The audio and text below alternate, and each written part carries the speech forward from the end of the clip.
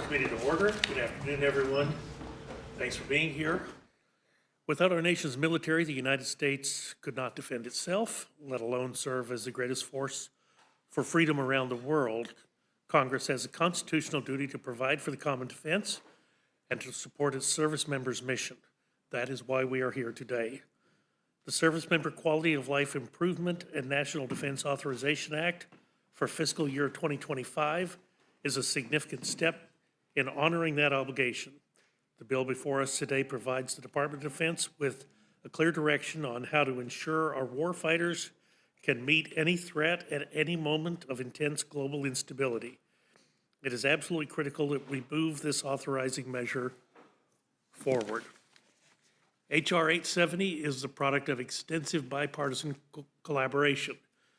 The House Armed Services Committee produced this important measure through an open and transparent process, incorporating hundreds of member proposals. It also received an overwhelming 57-1 vote when it came time to report the bill out of committee. We are certainly grateful for all the hard work that's already been put into this. Regular order is rarely easy and often slower than some would prefer, but it ensures that all voices can be heard and that the best ideas can be incorporated. The Armed Services Committee's efforts produced a truly exceptional product that restores American deterrence and improves the quality of life for men and women in uniform.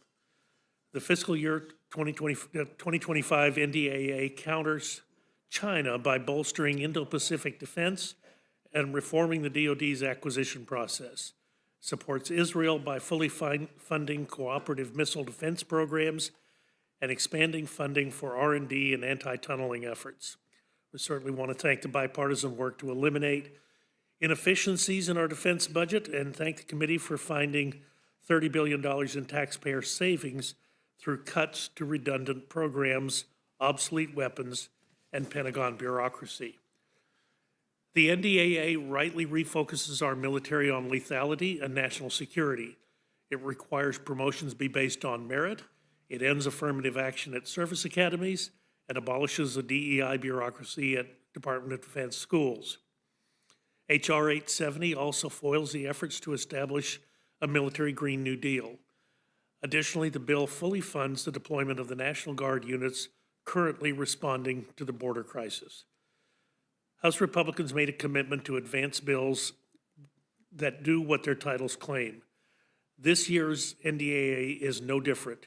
It truly improves service member quality of life. The authorizing bill gives junior enlisted members of the military a much-needed pay raise, 19.5% in these challenging economic times.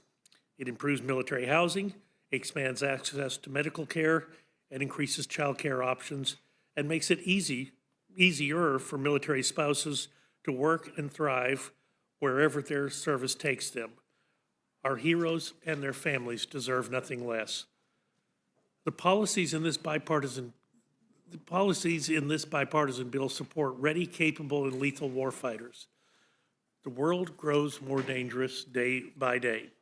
That's exactly where we need to ensure deterrence.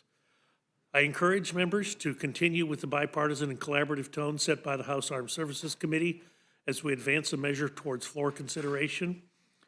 I do not take lightly our obligation to fulfill our constitutional responsibilities and advance the NDAA for the 64th straight year.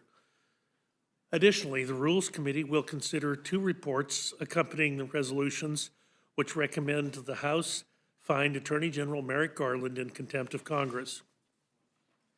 His continued refusal to comply with subpoenas hinders our ability to provide the oversight expected by the founders and demanded by our constituents.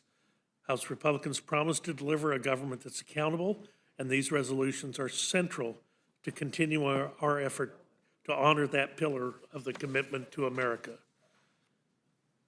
The committees appearing before us today have articulated the impeachment and legislative purposes of their subpoenas related to Special Counsel Hur's interview of President Biden. They are acting well within the scope of Article I responsibilities, yet the Attorney General has refused to comply.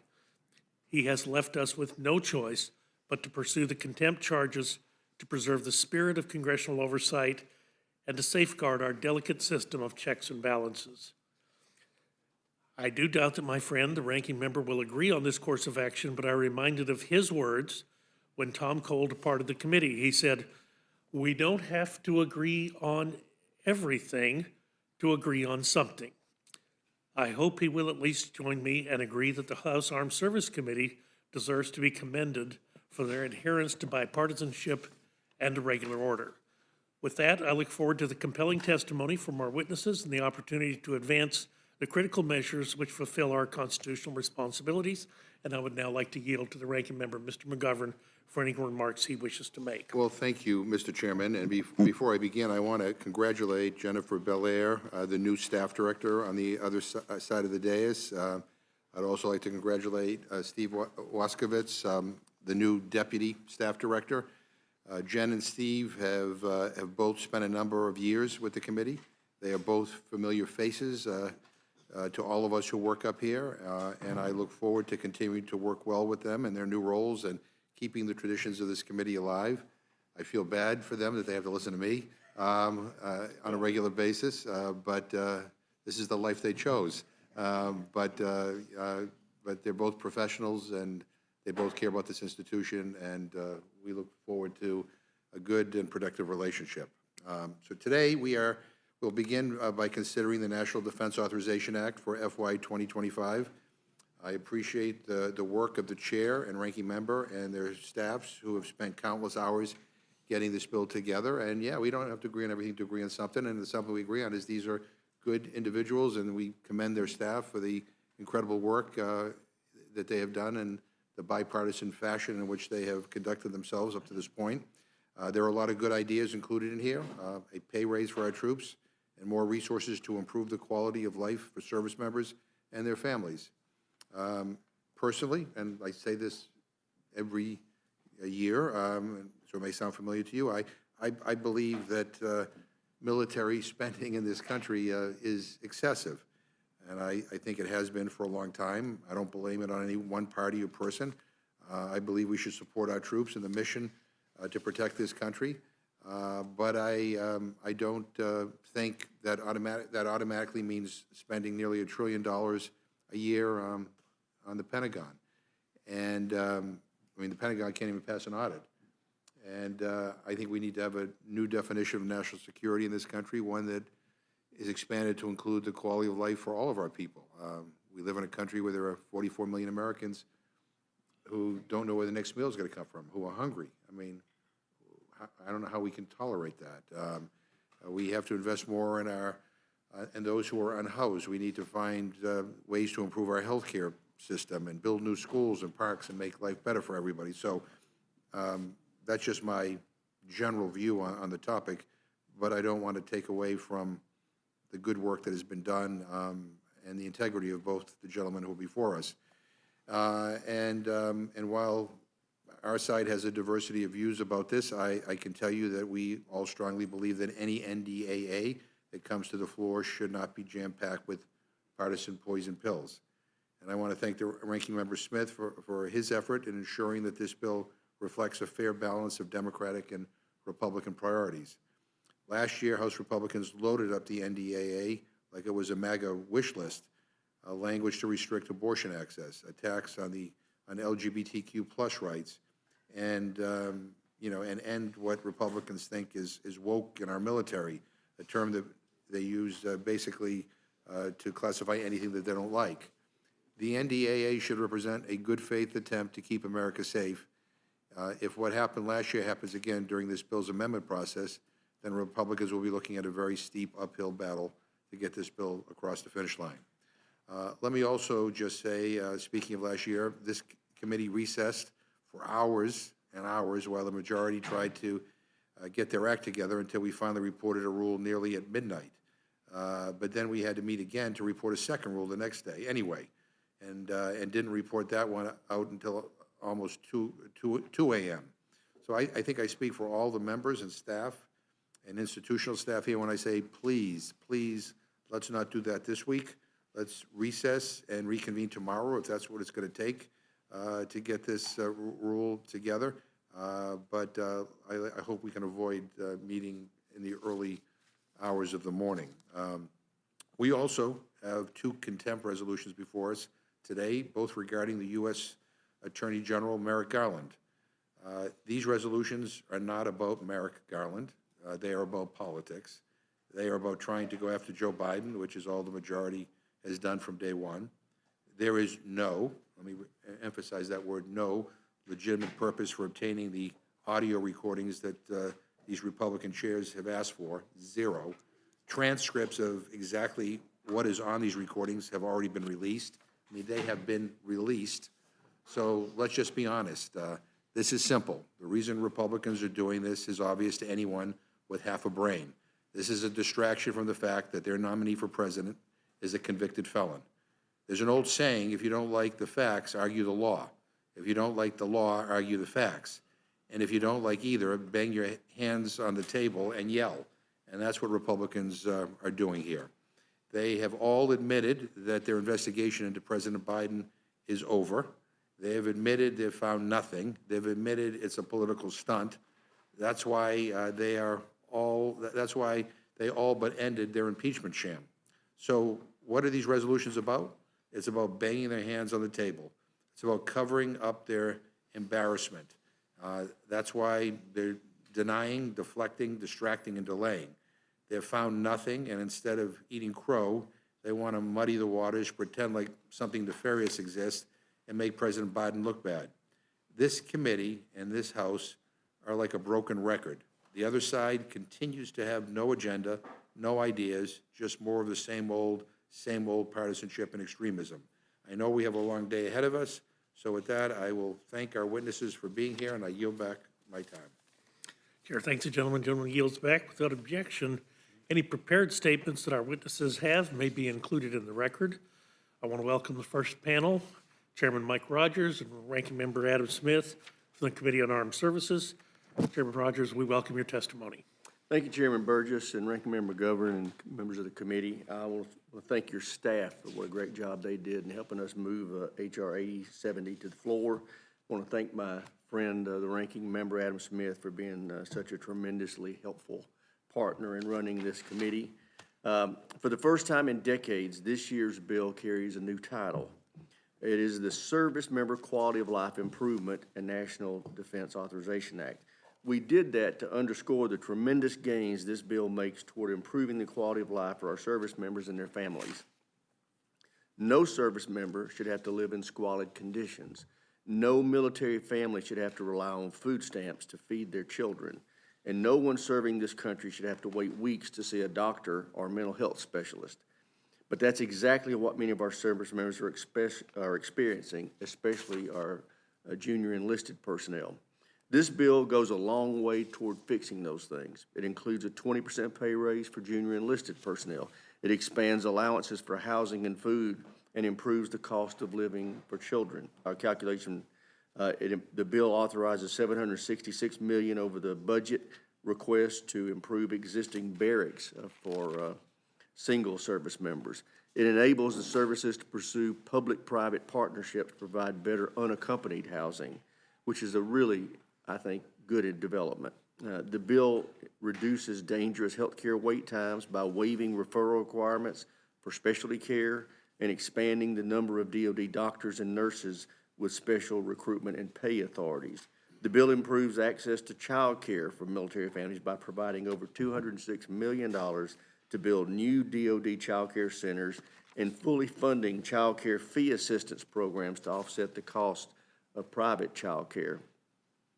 It also fills DoD child care staff's vacancies by making pay and benefits competitive with the private sector. The bill helps military spouses gain and retain employment by making it easier for them to transfer professional licenses between states. It also gives DoD the authority to quickly hire military spouses and keep them employed during changes in duty stations. These improvements are the result of recommendations we received from a special panel Ranking Member Smith and I set up last year to closely examine service member quality of life issues. And I want to thank Don Bacon and Chrissy Houlihan and all the members of their panel for their hard work over last year to pull this together. We're making these historic improvements in the quality of life for our service members because now more than ever we need to recruit and retain the best and brightest. That's because the threats our nation faces, especially from China, are more complex, challenging than at any point in the last 40 years. To deter these threats, this FY25 NDAA reforms acquisition authorities and fosters private sector innovation to speed the fielding of game-changing new technologies that will give us the advantage in a conflict with China, strengthens our security partnerships with Taiwan and Pacific allies, and fully funds the modernization of our nuclear deterrent. It protects the U.S. military bases, the defense supply chain, and academic research from Chinese espionage. It builds the logistics network in the Pacific the military needs to carry out operations against China, and it includes new investments to retool and revitalize the industrial base to ensure it can deliver systems we need to prevail in any conflict. In the face of a growing threat from China, it's also critical we restore our military's focus on lethality. The FY25 NDA does that by ending divisive policies that have hurt recruiting, unit cohesion, and military readiness. We all know that deterring these threats will be an expensive endeavor, but we acknowledge there are limits on what we can spend. That's why this NDA focused on rooting out waste at DOD. If weapon systems are not responsive to the threats we face, we cut them. In fact, this bill cuts over $30 billion and realizes those savings from cutting systems that can't survive in a conflict with China and by reining in programs like the F-35 that are not delivering on requirements. The bill we are presenting today is truly bipartisan. It passed out of committee 57-1. It executes on hundreds of hours of bipartisan oversight conducted by members and staff over the past few months. It will help us revitalize the defense industrial base. It will build the ready, capable, and lethal fighting force we need to deter China and other adversaries, and it will provide historic improvements in the quality of life for our service members and their families. As you consider which amendments to make in order, I would respectfully request that you focus on amendments that advance the security of our nation and the needs of our service members. Thanks again for the opportunity to be here, and I yield back. Chair thanks the gentleman. Gentleman yields back. The chair now recognizes the ranking member, Mr. Smith. Thank you very much, Mr. Chairman. Just 5 quick points in support of this bill. First of all, I do want to thank the chairman of the committee, Mr. Rogers, for his leadership. As has been noted repeatedly, we produced an excellent bipartisan product out of committee by a 57-1 vote, considered hundreds of amendments, and had, I think, an excellent legislative process that led to this result. So I appreciate that. Also, my sympathies to the Rules Committee for the 1,500. How many amendments have you dealt with? Somewhere in the neighborhood of 1,500.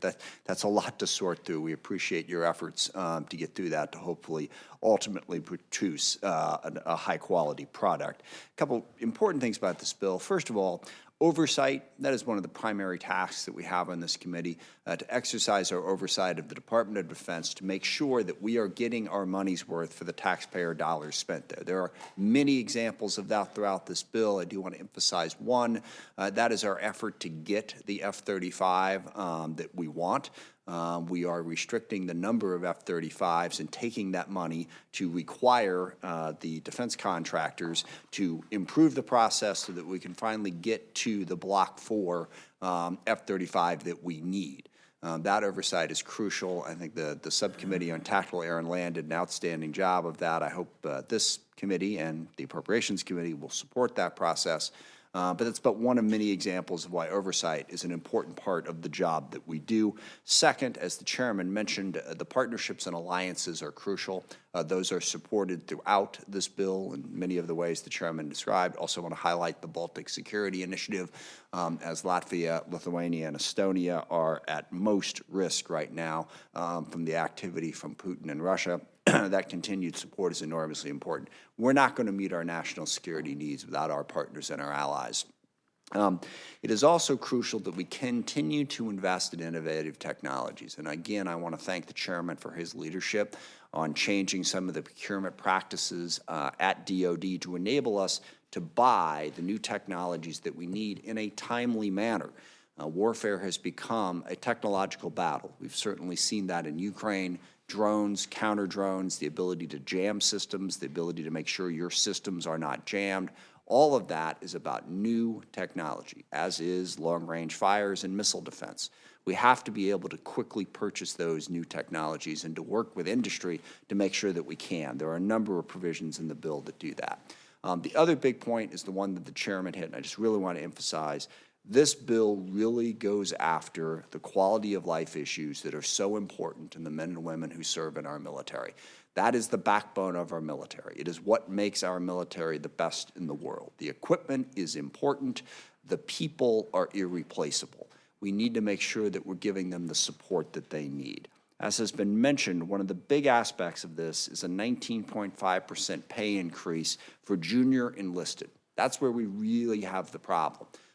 Many of our junior enlisted are struggling to afford housing as housing costs have gone up. Their pay has not kept pace. This is a bold step to try to make sure that we support them, which incidentally will also help with recruitment and retention.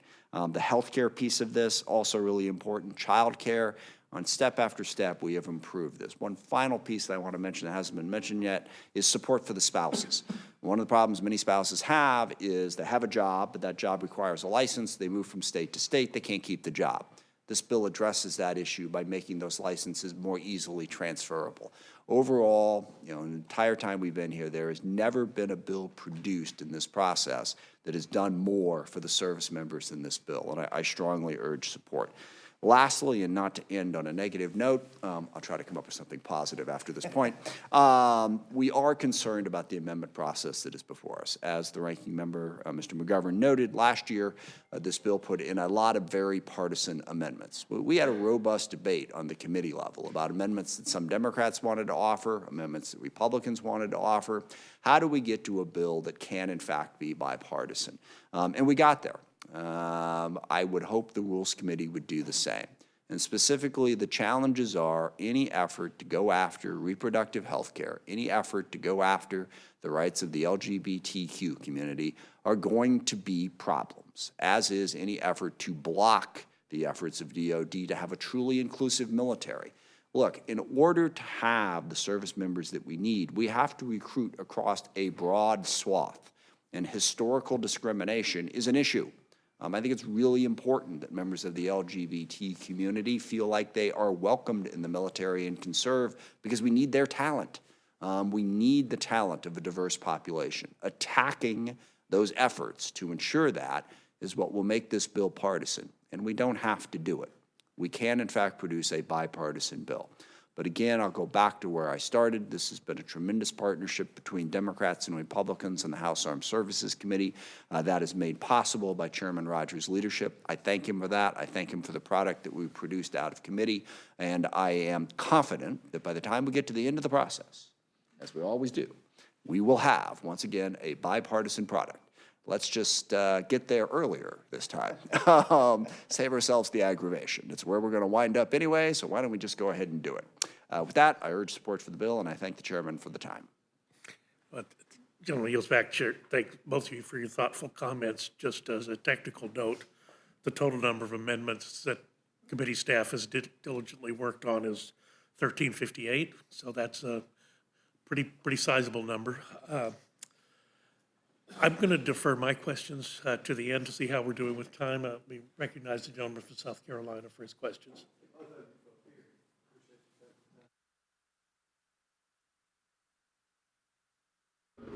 Down, a lot of it could be distributed to the woke policies. And I see that this redirects a lot of the funding that was put in for woke policies. It's been redirected. Can you tell me how?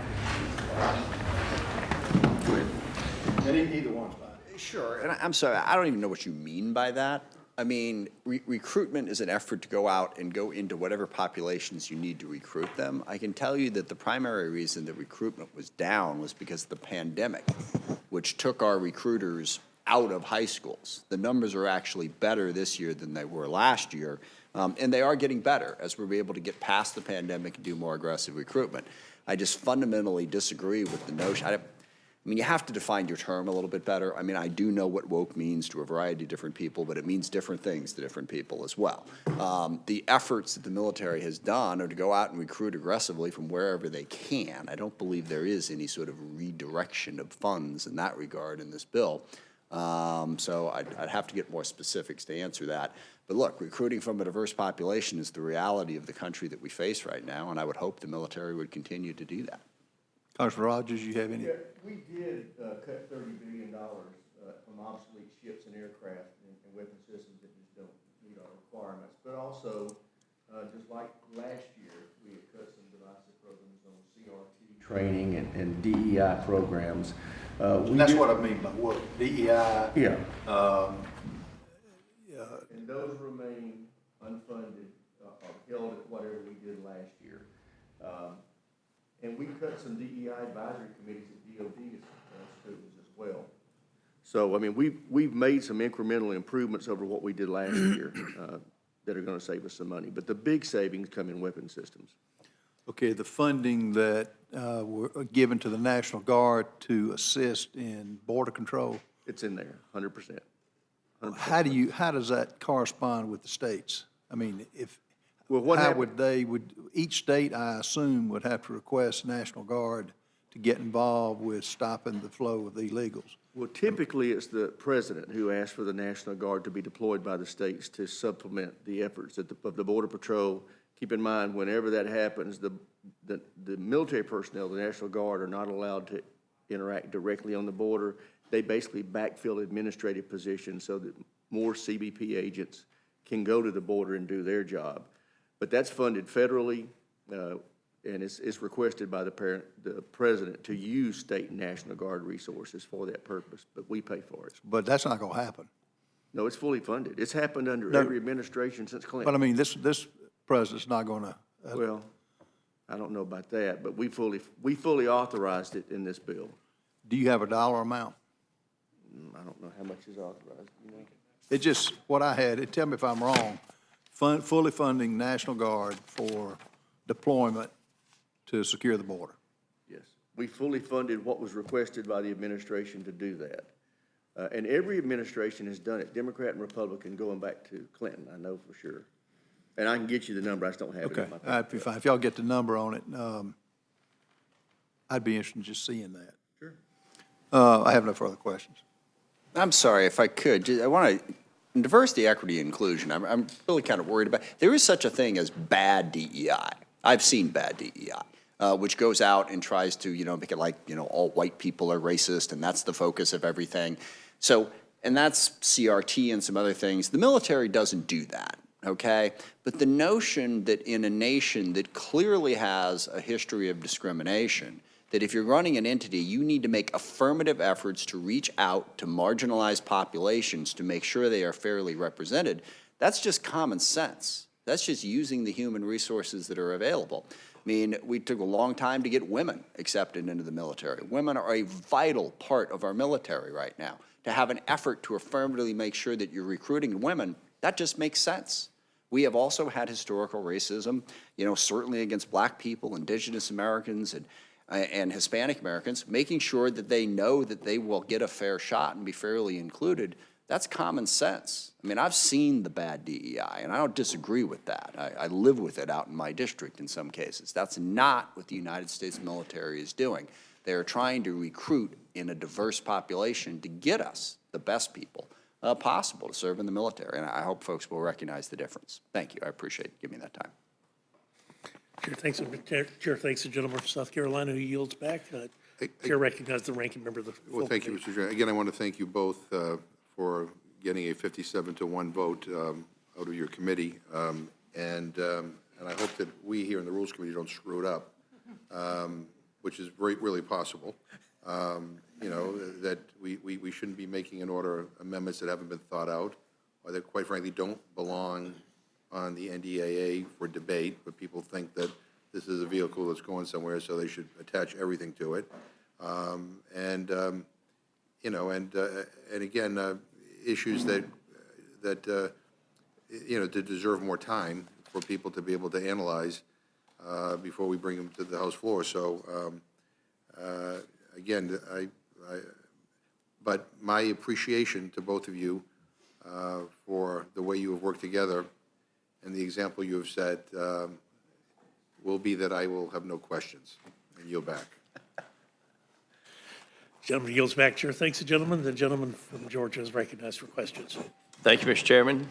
And I have had the privilege of serving on the Armed Services Committee for 14 years, and Chairman Rogers and Ranking Member Smith, and it's been Chairman Smith and Ranking Member Rogers in the past. And I will tell you, the committee works quite well together, and I think that has to do with the fact that the nature of the business is very serious, and most of the members are very serious. And also, I know we have a lot of staff here from the minority and the majority, and I think the fact that they have personal relationships helps us get to the point that we are where we have a vote that comes out of committee 57-1. One of the best things that I've seen in the bill, and Ranking Member Smith, you mentioned this, our junior enlisted members, $2,017 a month is what an E1 is capped at. $22.61 a month is what an E2 is capped at, unless my numbers are wrong. And $26.30 is what an E3 is capped at. And I think that the pay increase for the junior enlisted, as we call them, is extremely necessary. I hope that as this pushes forward, it will stay through the process and be signed into law. I know there's a statement of administrative policy that has come out against that. I wish the president had not done that. But I'll just tell you, I mean, the junior enlisted needs this lift. And the committee, that vote may have been unanimous in committee. Do y'all remember what the vote was in committee on that? That was unanimous. From the 58 members of the committee who have looked at this issue and who study the DOD budget inside and out, and that number is accounted for in our appropriation number. Is that correct? Yes. And so no supersized piece of legislation is going to be something where everybody's going to agree in it. I certainly have things in the legislation that I don't agree with, and there are things that I do agree with, but I want to just say thank you as a member of the committee for the way the two of you conduct yourself professionally, and thank you to the staff for conducting yourself in such a professional manner. And I look forward to this legislation coming to the floor. And Chairman, I understand the Rules Committee, in addition to the amendments inside the Armed Services Committee, the Rules Committee addressed 1,300 amendments as well. 1,315. And my understanding is that has been kept to the subject of the Armed Services Committee. Will the gentleman yield? Yes, sir. There has been and I don't recall this in prior iterations of the NDAA, but there really has been an effort to conform to Speaker Johnston's request that we stay within the jurisdiction of the Armed Services Committee and Defense Appropriations. So that it has been difficult, and personally for me it's been painful because there's some things I wanted to include, but we've really tried to adhere to that at the Rules Committee process. Yes, sir. And I think you and your staff have done a great job with that. And I want to say this, and then I want to turn it back over. There are a couple of things that I very much wanted as a member of the Armed Services Committee and as a member of the Rules Committee that are not going to be included in this and are not going to be included in the amendment process. Nobody gets everything they want.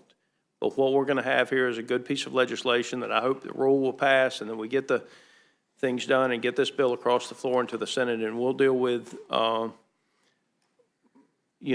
conference committee as time pushes forward.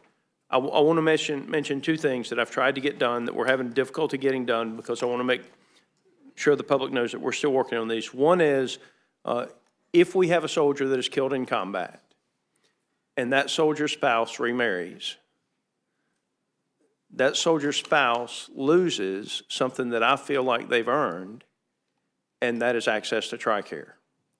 And there's a fiscal note attached to that, but I do believe that if your spouse is killed in combat, that you should be allowed to stay on TRICARE. I don't think you should lose that if you get remarried. Being in the military is a family commitment, and if you lose your spouse in combat, I don't think it's too much to ask to let those spouses stay on TRICARE. The other thing that I want to mention before I turn it over to you, Mr. Speaker, is if we have somebody that is totally and permanently disabled, if you step on a pressure plate and you lose both legs and you go back to work and you make more than about $1,200 a month, you lose your Social Security benefits. And so when we talk about veteran suicides and other things, let's just remember the best thing we can do for our veterans when they come home is to get them back in the workforce. And when they come back home disabled, they should not be penalized by going back to work.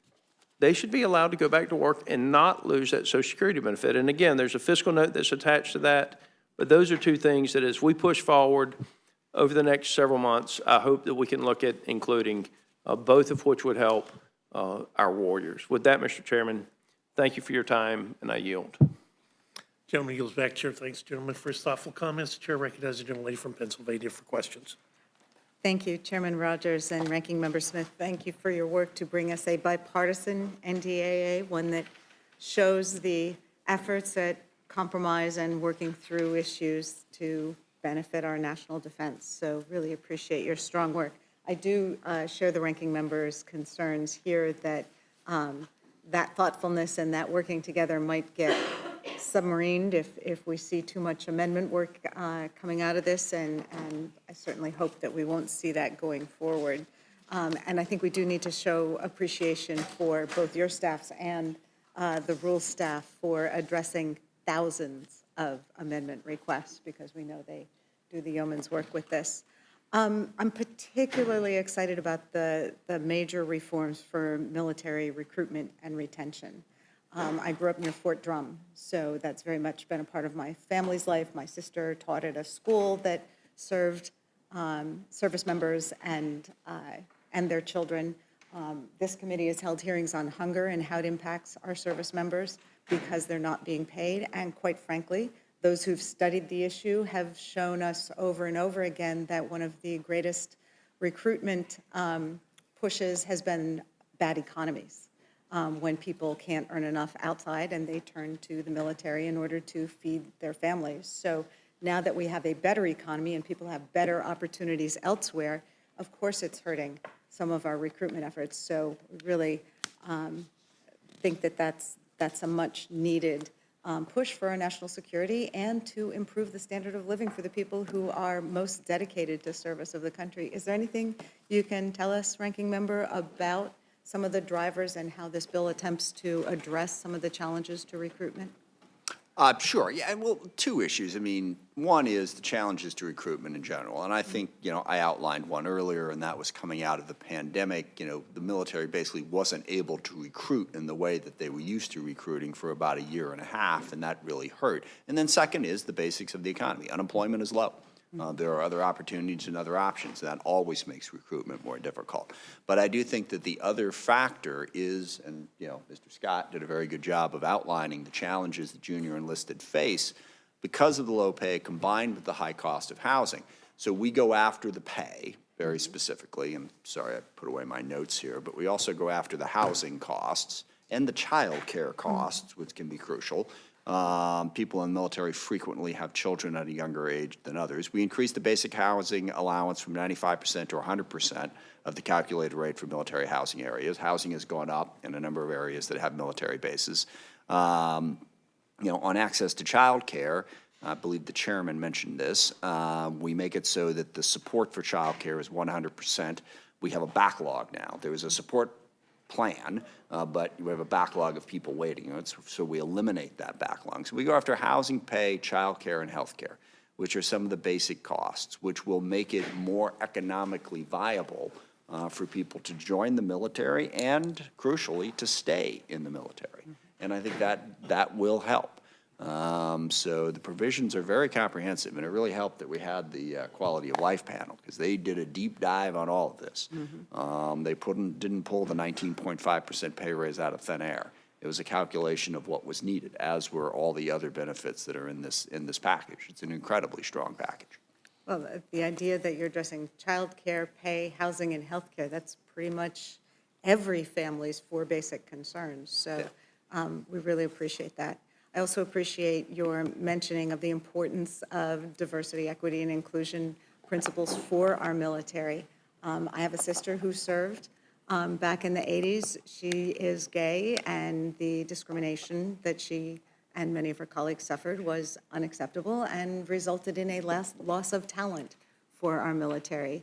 I have a lot of veterans in my district, including Tuskegee Airmen, Marines who were not allowed to be fully integrated into the Marine Corps during World War II. I mean, we have done a great disservice to our country and to people in our country when we have not recognized some of the discrimination in our military service and taken measures both to address it within the service and to address how we attract the best and the brightest talent from across our country, from all sectors, because we know the research is universal. When you attract a more diverse workforce, you get a better workforce, you get different ideas, you are able to perform at a higher level. So I think we should have DEI inclusion, but obviously meaningful work to that effect, and I look forward to making sure that we continue those efforts. Thank you. I yield back. Gentlelady yields back to her. Thanks, the gentlelady. The gentlelady from Indiana is now recognized for questions. Thank you, Mr. Chairman. Thank you to Chairman Rogers and Ranking Member Smith for testifying today. I'm glad that this particular NDAA is placing an emphasis on service member quality of life.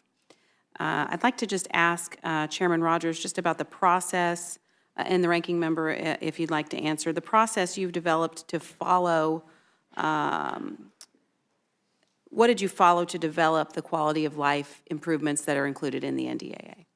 Well, as the Ranking Member mentioned, we wanted it to be comprehensive, so we set up a task force last year, and they spent last year holding hearings, roundtables, to gather information from family organizations about what all was necessary. They put that together in this report that came out, I think, February of this year, with basically 19 categories where they made recommendations. We included all of them in this bill. And you've just heard the range, but, you know, it wasn't just pay. Pay was the most obvious and attention-getting because we had service members receiving food stamps, which is just unacceptable. But there was other things. I mean, the fact is, if you're going to be in the military, if we want to be able to keep folks, we need to value them and value their family. And so we went after the things families see that show that they feel appreciated and valued. And child care is one of them. Health care is another.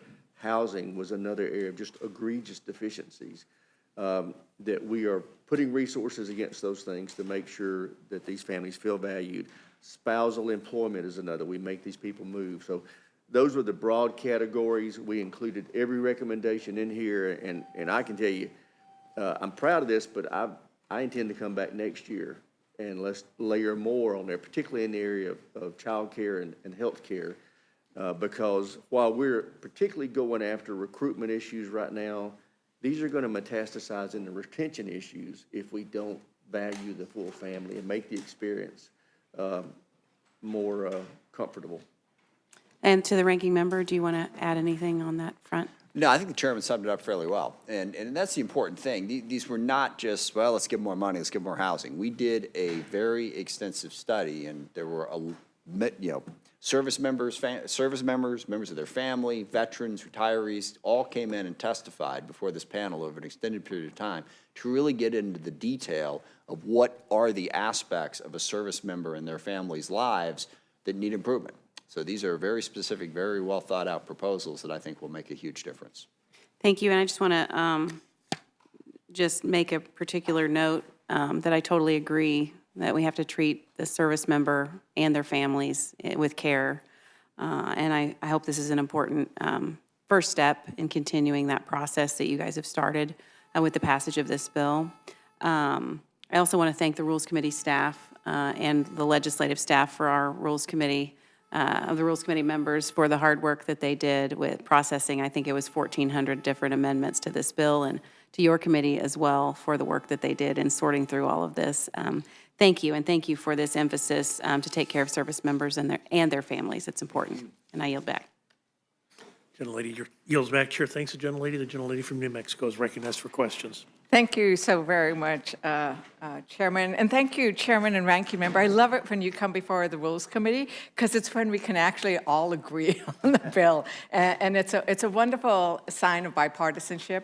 I think it's a sign of how you recognize how important this bill is to our national security, and we need to stay bipartisan, even though I know that the ranking member probably pushed on some things. We would have liked a little bit more of this and a little bit less of that, but, you know, this is what you got. You got a very bipartisan bill before us. And you know, my apologies for being a little late. My American decided to strand me in Dallas last night. So my, you know, my apologies for being a bit late, and not listening to your opening. But I really do appreciate the focus on what do we need to do to make sure we recruit and retain our military. And so you've already talked about the big pillars, right? Housing, pay, healthcare, childcare. I would like you to talk a bit about why that is so important for rural areas. I have Cannon Air Force Base in my district. Special operations, very important to what we're going to be doing, what we have done in Afghanistan, what might happen in the Middle East. I mean, they're on the ready, right? But they're also in a very rural area. And so needing to provide for the federal government to step up and say, we want you to serve, we need you to serve, so we need to serve you and your families is important, especially in rural areas. Could you each speak to why that's important and how you looked at that and with regards to this bill? Two areas in particular jump to my mind when you mentioned that. One is child care. There's inadequate child care in a lot of places, but particularly in rural areas. This is providing resources for them to build additional child care facilities on the basis, and to then make it more affordable for the service members by providing a supplemental income for the fee if they're lower income. And then second is the housing issue. You know, again, in rural areas, you're not going to have the same breadth of housing. We're giving them more money, particularly for unaccompanied personnel, to be able to have adequate housing on base that's not deplorable and dilapidated. And we also increase again this year the family housing that we're doing through public-private partnerships, both of which I think are really going to help those families in those rural areas. Spousal employment, we give them additional authorities to be able to employ spouses on the base or in civilian jobs rather than having them be unemployed because there's not enough jobs in this rural area for them. So those are the things that jump to mind. This bill goes a long way. It's not the answer. I think this is going to take a 2 or 3 or 4 year period for us to layer on more, but this is a huge advance in the right direction to making sure those families are taken care of and feel valued. Yeah, I agree. The only thing I would add is, you know, there are a number of military bases that are in rural areas because, you know, they typically need space, particularly if you're talking about the Army. So addressing the specific concerns of people in rural areas was an important part of this thing. Chairman mentioned it. Healthcare also, in some cases, you don't necessarily have the access to the healthcare, so improving that as well. So yeah, no, I agree with what the chairman said. Right, and the other reason is cows don't complain as much as people when you have those fast jets going overhead, right? You know, which is what we have in the, you know, our vast expanses. And they're doing an interesting thing at Cannon, right? We need to make sure that families have access to specialized care. And so we have range riders. It's called the Range Rider Program, where they're bringing a specialist to Cannon once a month, so then you can expand the number of service people who can come because you get the specialty care. These are the kinds of innovations that I think when I was looking at what you're doing here, I was very excited about because they're going to support that. So. And that's another thing this bill does. It allows you to see a specialist without having to get a referral from TRICARE. Right. So. Yeah. No, I was very pleased about that. I also want to point out that there is an amendment that we will be discussing later on that I've discussed. I haven't had a chance to touch bases with you, Chair, but it's a bipartisan amendment brought by Moylan, Wagner, Johnson, myself, with regards to the Radiation Exposure Compensation Act, you know, which comes out of a very important national security issue, which was testing our nuclear weapons, building them, mining the uranium, and testing them. As you know, the very first bomb was exploded in New Mexico, but for some weird reason, New Mexico was left out of the compensation program. And so we're hoping to expand the program to cover those places that were left out. It's an amazingly bipartisan effort, which I'm real proud of. I'm working real closely with Josh Hawley over in the Senate, with Senator Ben-Ray Lujan as well. And so we're hoping that this will make it on. We reduce the cost, so that is basically a tenth of where we started. So the survivors and those who are struggling have made some real concessions to try to make it acceptable for everybody. And I know your members have probably talked to you about it, Mr. Chair. Yes, no, we have. Well, hopefully we'll be able to vote on it because I think it's something honoring those who unwittingly, sacrificed for this program is really important. And with that, Mr. Chairman, I yield back. Gentlelady yields back the chair. Thanks, gentlelady. I had reserved my time for questions. I'm not really going to ask anything. I really appreciate the work that you all have put into this. The world is increasingly a dangerous and more dangerous place. My observation, and I recognize this from the perspective of a layperson, you all have much more direct knowledge of this than I do, but the world is less dangerous if the United States is more stable and stronger. And certainly our national defense is no small part of that. It does concern me that the risk of a miscalculation, a misstep, a misinterpreted action at some place in the world could have far-reaching consequences. And I say that only say I really thank you for making certain that we have everything we need to have in place to prevent some of those things from happening should they occur. Just like the ranking member, my apologies for not acknowledging Jennifer and Steve. I mean, was several weeks ago they agreed to stay on when Kelly concluded her term here.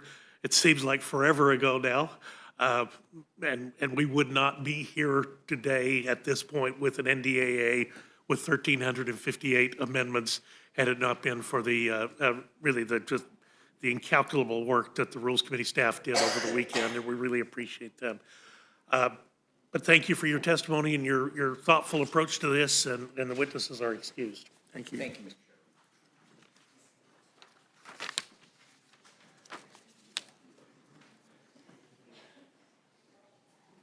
And as we make the transition, I wanted to welcome our second panel, Representative Harriet Hegman and Ranking Member Jerry Nadler from the Committee on Judiciary, and Chairman James Comer and Ranking Member Jamie Raskin, who may join us in progress.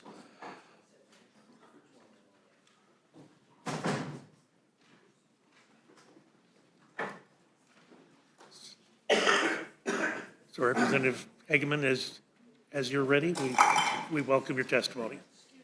Sure.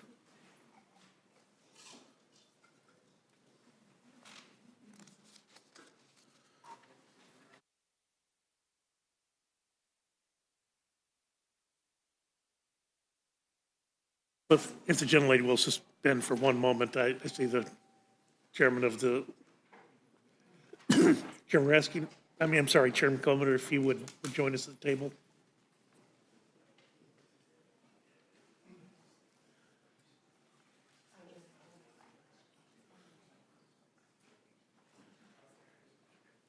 And Ranking Member Raskin will join us when he is able. I apologize, Representative Hagerman. Please continue with your testimony.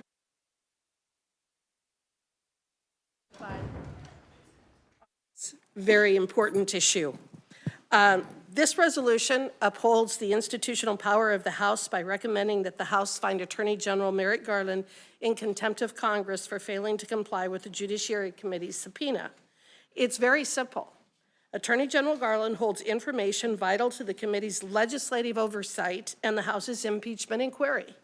Attorney General Garland has refused to comply with the committee's subpoena, and only belatedly did President Biden invoke an invalid executive privilege assertion over the audio recordings. Special Counsel Robert Hur stated on page 1 of his report, quote, "Our investigation uncovered evidence that President Biden willfully retained and disclosed classified materials after his vice presidency when he was a private citizen," end quote. Joe Biden not only kept information he wasn't allowed to keep, he also shared it with people who weren't allowed to see it. He shared that information with his ghostwriter, Special Counsel Hur stated on page 231 of his report that President Biden, quote, had strong motivations to ignore the proper procedures for safeguarding the classified information in his notebooks. He decided months before leaving office to write a book, end quote. A book for which Joe Biden received an $8 million advance. But all this, and Special Counsel Hur declined to prosecute President Biden because Joe Biden is, quote, a sympathetic, well-meaning, elderly man with a poor memory, end quote. Following the release of Special Counsel Hur's report, both the Judiciary and the Oversight Committees issued subpoenas requiring Attorney General Garland to turn over the transcripts and audio recordings of Special Counsel Hur's interview with President Biden and his ghostwriter, among other information. To date, Attorney General Garland has failed and refused to produce these audio recordings. To determine whether Special Counsel Hur appropriately carried out justice by not prosecuting the president, the recordings are necessary. The transcripts alone are not sufficient evidence of the state of the president's memory. This executive branch has a history of changing transcripts. In late April, during a public speech, President Biden read a teleprompter instruction to pause. He stated, quote, imagine what we could do next, 4 more years, pause, end quote. But when the White House put out the transcript, it didn't include the word pause. In that case, and in this case as well, the video and audio recording is the best evidence of the words that President Biden actually spoke. The department's refusal to produce the audio recordings of Special Counsel Hur's interviews with President Biden amounts to a demand that the committee trust the department created and produced interview transcripts are accurate and complete. Following the issuance of the subpoenas, and despite repeated follow-up from the committee, the department continued to withhold the audio recordings of those interviews without providing any constitutional or legal basis to do so. And then hours before the committee was set to meet and consider this contempt resolution, the department notified the committee that President Biden had asserted, at the Attorney General's urging, no less, executive privilege over the audio recordings. This belated assertion of executive privilege fails for numerous reasons. First, President Biden has already waived any potential assertion of executive privilege over the information discussed in his interviews with Special Counsel Hur by releasing the transcripts of those interviews to the media. Similarly, during Watergate, a federal district court held that President Nixon had waived any claim of executive privilege over certain audio recordings of his conversations because he had already published transcripts of those conversations. Second, President Biden's assertion of privilege is not valid because it is more than 2 months late. Any privilege should have been asserted by March 7th, 2024, the subpoena return date. Third, President Biden has not set forth any valid reasons for invoking executive privilege. During these interviews, he was not receiving advice regarding the execution of his presidential responsibilities. Rather, he was sitting for an interview with a special counsel investigating whether he mishandled classified documents while he was a private citizen. Fourth, the law enforcement concerns set forth by the executive branch lack merit and are outweighed by the committee's need for the audio recordings. There is just no reason to believe that individuals will be substantially less likely to cooperate with department investigations of both an interview transcript and audio recordings are produced to Congress, as opposed to just the interview transcript. The department has a legal obligation to turn over the requested materials pursuant to the subpoena. Attorney General Garland's willful refusal to comply with our subpoena constitutes contempt of Congress. Our oversight and impeachment responsibilities are too important to allow Attorney General Garland to willfully and unlawfully disregard our lawful subpoena. With that, I yield back. Sure. Thanks, gentlelady. The gentleman from New York, Ranking Member Nadler, is recognized. Thank you. Mr. Chairman, the Judiciary Committee under Republican control has spent the last 18 months and $20 million taxpayer dollars in a desperate search to find something, anything, that they can use to damage President Biden and to protect Donald Trump. Other committees have gotten into the act as well, spending untold taxpayer money not to benefit the American people, not to feed hungry children, not to address our housing crisis, not to improve our health care system, but on a single-minded quest to follow every right-wing conspiracy theory in the vain hope that it might lead to some evidence of wrongdoing. And what exactly have they delivered to the American people on their investment? Nothing. No evidence that the conspiracies are true, no indictments, no impeachment, no wins of any significance. And the Republican leadership knows that if they don't come up with something to show for the millions of dollars they have spent, the MAGA political base may stay home next November. So they are scrambling in a desperate attempt to look like they have accomplished something. They were fervently hoping that Special Counsel Hur would indict President Biden for mishandling classified documents so that they could attack President Biden and misdirect the American people away from Donald Trump's treacherous handling of classified information. But the special counsel cleared Mr. Biden of wrongdoing for reasons that have nothing to do with Mr. Hur's gratuitous and widely contradicted comments about the president's memory. So what do our Republican friends do when an investigation turns up short? Simply put, they engage in fantasy. That's what they are doing here today. Unable to come up with any wrongdoing by the president, they have now trained their sights on the Attorney General. They accuse him of withholding key evidence, but the Attorney General has substantially complied with their every request. Sometimes he has been too responsive, in my opinion, given the obvious bad faith of the MAGA majority. DOJ has produced 92,000 pages of documents since Republicans took control of the House last year, and has made dozens of witnesses available for interviews, hearings, and briefings. That's more pages of documents and more witnesses than the Trump Justice Department produced to Congress in 4 years. Just last week, the Attorney General himself spent more than 5 hours testifying before the Judiciary Committee. With respect to the subpoena at issue in this contempt resolution, the Department turned over all the information Republicans asked for. There has been no obstruction, only cooperation. In reality, the Attorney General and DOJ have been fully responsive to Congress in every way that might be material to their long-dead impeachment inquiry. All that remains are audio files for which the President has asserted executive privilege. In a letter to Chairman Jordan and Comer, the Department of Justice noted that producing the audio recordings would, quote, raise an unacceptable risk of undermining the Department's ability to conduct high-profile criminal investigations, in particular, investigations where the voluntary cooperation of the White House officials is exceedingly important, close quote. The chairman claimed that they need these records to understand the pauses, pace, and tone of the conversation. This is absurd and clearly pretextual, and in any event, it does not outweigh the substantial concerns expressed by the President and the Department. Moreover, with respect to the recording at issue in this report, a complete certified transcript has already been provided to both committees. And no credible allegation has been made that these transcripts have been altered in any material way. The only thing that has not been produced is the recording itself, something that in the wrong hands, specifically in Mr. Jordan's hands, can be easily manipulated. This is not an idle concern.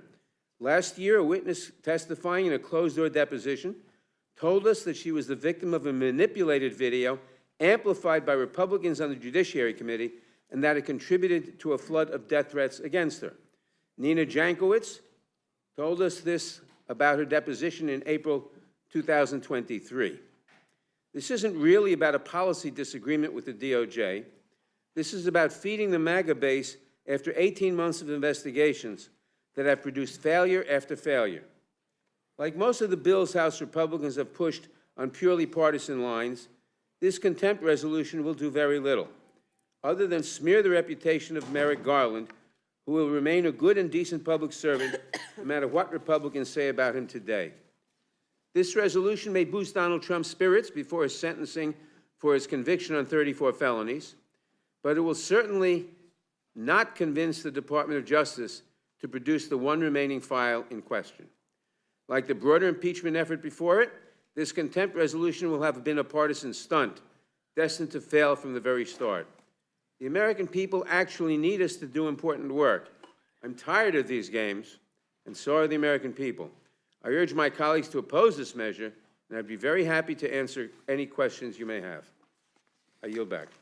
Gentleman yields back. Chair thanks the gentleman. Chairman Comer, you're recognized for restating. Thank you very much, Chairman Burgess and members of the House Rules Committee. The Oversight Committee's February 27th subpoena required the Department of Justice to produce audio recordings of President Biden's interview with Special Counsel Robert Hur regarding the president's mishandling and improper disclosure of classified materials. The department failed to produce them. The Oversight Committee held a markup to consider a report holding Attorney General Merrick Garland in contempt of Congress and favorably passed that report. This is not a complicated matter. The executive branch and its agencies, including the Department of Justice, are not above Congress's right to oversee those agencies. We, as members of the House of Representatives, have a duty to ensure congressional subpoenas are fully complied with by those who receive them, people, companies, and particularly the federal government.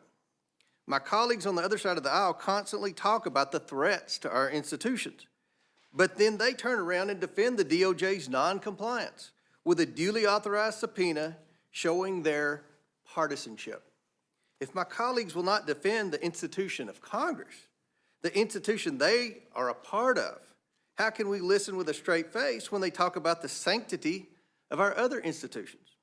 The president has asserted executive privilege over these audio recordings. Legal scholars find this assertion bizarre and meritless. The president has waived any executive privilege over these audio recordings by releasing a transcript of the entire interview to the public. When the transcript was released, President Biden's own White House spokesperson claimed, quote, "In keeping with his commitment to cooperation and transparency throughout this investigation, the president declined to assert privilege over any portion of the report," end quote. My question to the White House is, what happened to cooperation and transparency? What reason does the White House have to inappropriately assert executive privilege now? The White House has shown it is willing to alter transcripts to protect Joe Biden's image. It is insufficient to simply take the Justice Department at its word that the transcripts have not been altered. The Department of Justice does not get to decide how to comply with the subpoena, just as the people who receive subpoenas from DOJ cannot determine how they will comply. The Oversight Committee has conducted its own investigation into President Biden's mishandling of classified materials, and its findings contradict key portions of the White House's and President Biden's personal attorney's official narrative. Months of investigating by the Oversight Committee have revealed the White House has attempted to withhold the truth from the American people. As I stated in our markup, the Oversight Committee's timeline begins well before the White House's narrative that President Biden's private lawyers just stumbled upon classified materials in November 2022 at the Penn Biden Center. By May 24th, 2022, 6 months before the White House's story began, the White House counsel, Dana Remus, contacted a Biden former employee to retrieve President Biden's materials from the Penn Biden Center. She then traveled there herself to pick boxes up. Again, as I stated previously, and have not yet received an answer, why would the most senior lawyer at the White House be going to pack up an office that was supposed to only have pictures and personal documents in it? Why were President Biden's personal lawyers visiting the Penn Biden Center days before the, quote, discovery of classified materials if they thought they were just picking up pictures and letters? Why were they calling FedEx to pick up boxes and a White House employee was leaving with boxes before the November 2nd discovery? These are questions I continue to ask because so far none have been provided. Not by Special Counsel Hur, not by the White House, not by the Department of Justice, and certainly not by President Biden. If the Attorney General chooses to defy Congress and not produce the audio recordings, he must face the consequences of his actions. The path before us is clear, and the Oversight Committee recommends the Attorney General be found in contempt of Congress. Neither he nor President Biden are above Congress's oversight. Thank you, Mr. Chairman. I yield back. Chair thanks the gentleman. Gentleman yields back. Chair now recognizes, welcomes back to the Rules Committee, the ranking member of the Oversight Committee, Mr. Raskin of Thank you very Maryland. kindly, Chairman Burgess. It's a delight to be with you and with Chairman McGovern and with my old buddies on the Rules Committee. There's plainly no basis for holding the Attorney General of the United States, Merrick Garland, in contempt, unless we're going to start holding people in contempt for complying with the committee's demands. This is actually the third witness who has faithfully cooperated with the Oversight Committee that the chairman has now threatened with contempt, the first being FBI Director Christopher Wray, the second being Hunter Biden. So this is the third time, and again, it makes no sense. Attorney General Garland and the Biden administration have consistently cooperated with the demands made by Chairman Comer and Jordan for information relating to Special Counsel Hur's review of President Biden. The Attorney General released the Special Counsel's report on President Biden in full. The DOJ made Special Counsel Hur available for multiple hours of testimony and examination before the Judiciary Committee, and he answered all of our questions. The DOJ also provided correspondence between the Department of Justice and the President's lawyers, documents referenced in the Hur report's appendix, and the transcript of the Special Counsel's interview with the President's ghostwriter, Mark Zwanitzer, in complete detail in response to the chair's requests. And the Attorney General provided us the full transcript of President Biden's voluntary 5-hour interview with the Special Counsel, all 250-plus pages of it. The Department of Justice and the administration have given us all the information we asked for. Now, Chairman Comer and Chairman Jordan, who was subpoenaed by the January 6th Select Committee and never rendered a single document to it or spent 1 minute testifying before it, respond by seeking to hold the Attorney General of the United States of America in contempt based on preposterous claims of obstruction. Like their slapstick impeachment drives against President Biden and Secretary Mayorkas, this new tragic comic contempt drive is doomed because it's wrong on the facts, it's wrong on the law, and it's wrong about who the real culprit is. The motion before you today projects the lawless conduct that Republicans regularly defended when Donald Trump was president onto an attorney general who has devoted his entire career and life to defending the rule of law. Unlike the Biden administration, which has cooperated fully here, the Trump administration refused to comply in any way with the 2019 impeachment inquiry into Trump's shakedown of Ukrainian President Zelensky. Trump ordered administration officials who were material witnesses not to cooperate with requests for interviews. In total, 12 federal officials absolutely refused to testify before Congress, 10 of whom blatantly defied congressional subpoenas. And this was just a part of a larger pattern of obstruction in the Trump administration, which refused to cooperate with more than 100 committee investigations and inquiries on a range of subjects, something that did not seem to trouble my colleagues at all. By contrast, Attorney General Garland and the Department of Justice have cooperated substantially, materially, and fully with every single one of the requests bombarding his office in this bad faith, madcap, endless impeachment investigation. In fact, every member of Congress, and indeed every American, can today go online and read President Biden's answers to every single question posed to him by Special Counsel Robert Hur. And we can access it because under Attorney General Garland, the DOJ provided the full and complete, I repeat, full and complete transcript of the presidential interview to Chairman James Comer and Jim Jordan. Meantime, the good chairman of the Oversight Committee has not released the transcripts of any of the committee's interviews regarding the classified document. None at all. But Republicans have responded to Garland's striking good faith cooperation by trying to hold the Attorney General in contempt because they say they do not want to read the president's answers in the interview. They want to listen to the book on tape. In a last-ditch attempt to blame a cabinet member for the spectacular failure of their laughingstock impeachment drive, they have contrived an allegation that Garland has impeded their inquiry by preventing them from hearing rather than reading President Biden's interview with the special counsel.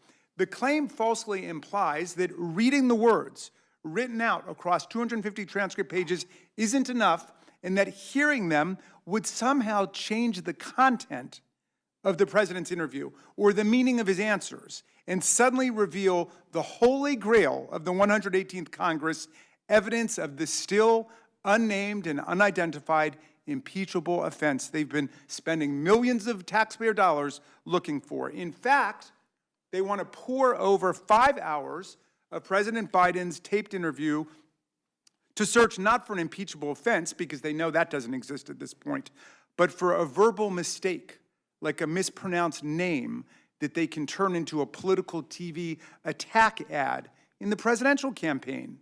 And yet, even after weaponizing House committees for this nakedly political pursuit, after amassing nearly 4 million pages of documents and 80 hours of testimony from 19 different witnesses, and even with their robotic diligence in cherry-picking facts, distorting evidence, wasting taxpayer money, and echoing blatant Russian disinformation, Republicans still haven't found any evidence that President Biden committed a crime, much less an impeachable offense. Not a single morsel of evidence. The cupboard is empty.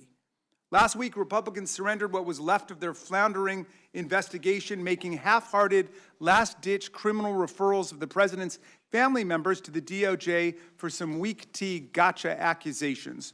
Most importantly, these referrals did not identify any crime, any misdemeanor, or any impeachable offense that President Biden even allegedly committed. Not one.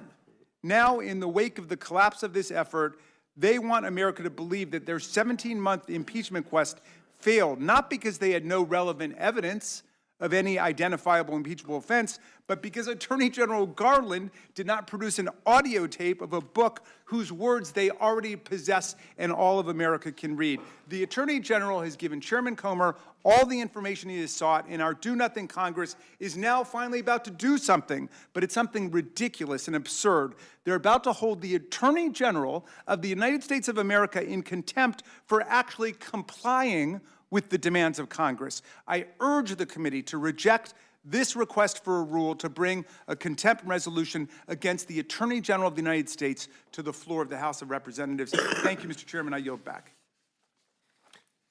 Thanks, gentlemen, and thank all of our witnesses for their thoughtful testimony today. Let me just ask a question. Representative Hageman and Chairman Comer, do you have any confidence that the actual interviews, the taped interviews, still exist? Or are those likely to have disappeared somewhere? I would assume they still exist. They should. I know they should.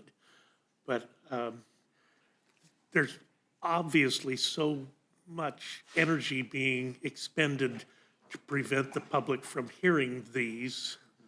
And you have to ask yourself, why is there so much energy being, clearly it's not executive privilege. I mean, that was waived with the production of the transcribed interviews.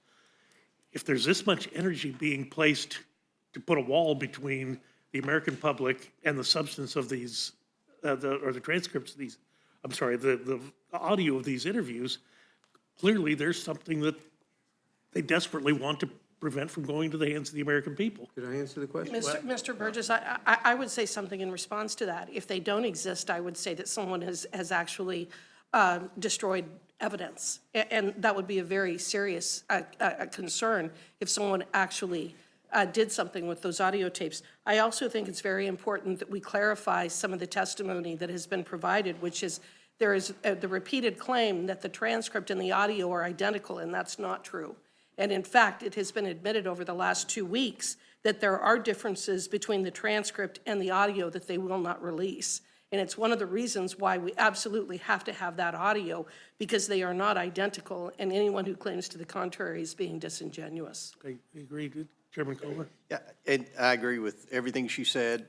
And another point that my colleagues to my left forgot to mention when they said that it's the House Republicans that want these audio tapes. The Associated Press, CNN, ABC, CBS, NBC, Reuters, Bloomberg, and the Washington Post, as well as other mainstream media outlets, have all sued to get the recordings as well.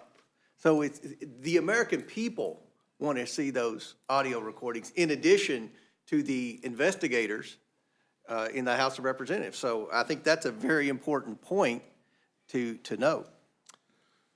I'm sorry, Ranking Member Nadler, you had wanted to say something? Yes, I want to say a few things. The basic reason the department doesn't want, I think, the basic reason the department doesn't want to release the transcript is because they have good reason to believe that the Republican leadership on the Judiciary Committee would alter the transcript, as they did With the Nina Jankowicz matter, she told us that in her deposition of April 2023, the Judiciary Committee altered, by cutting and pasting, altered the meaning of what she had said.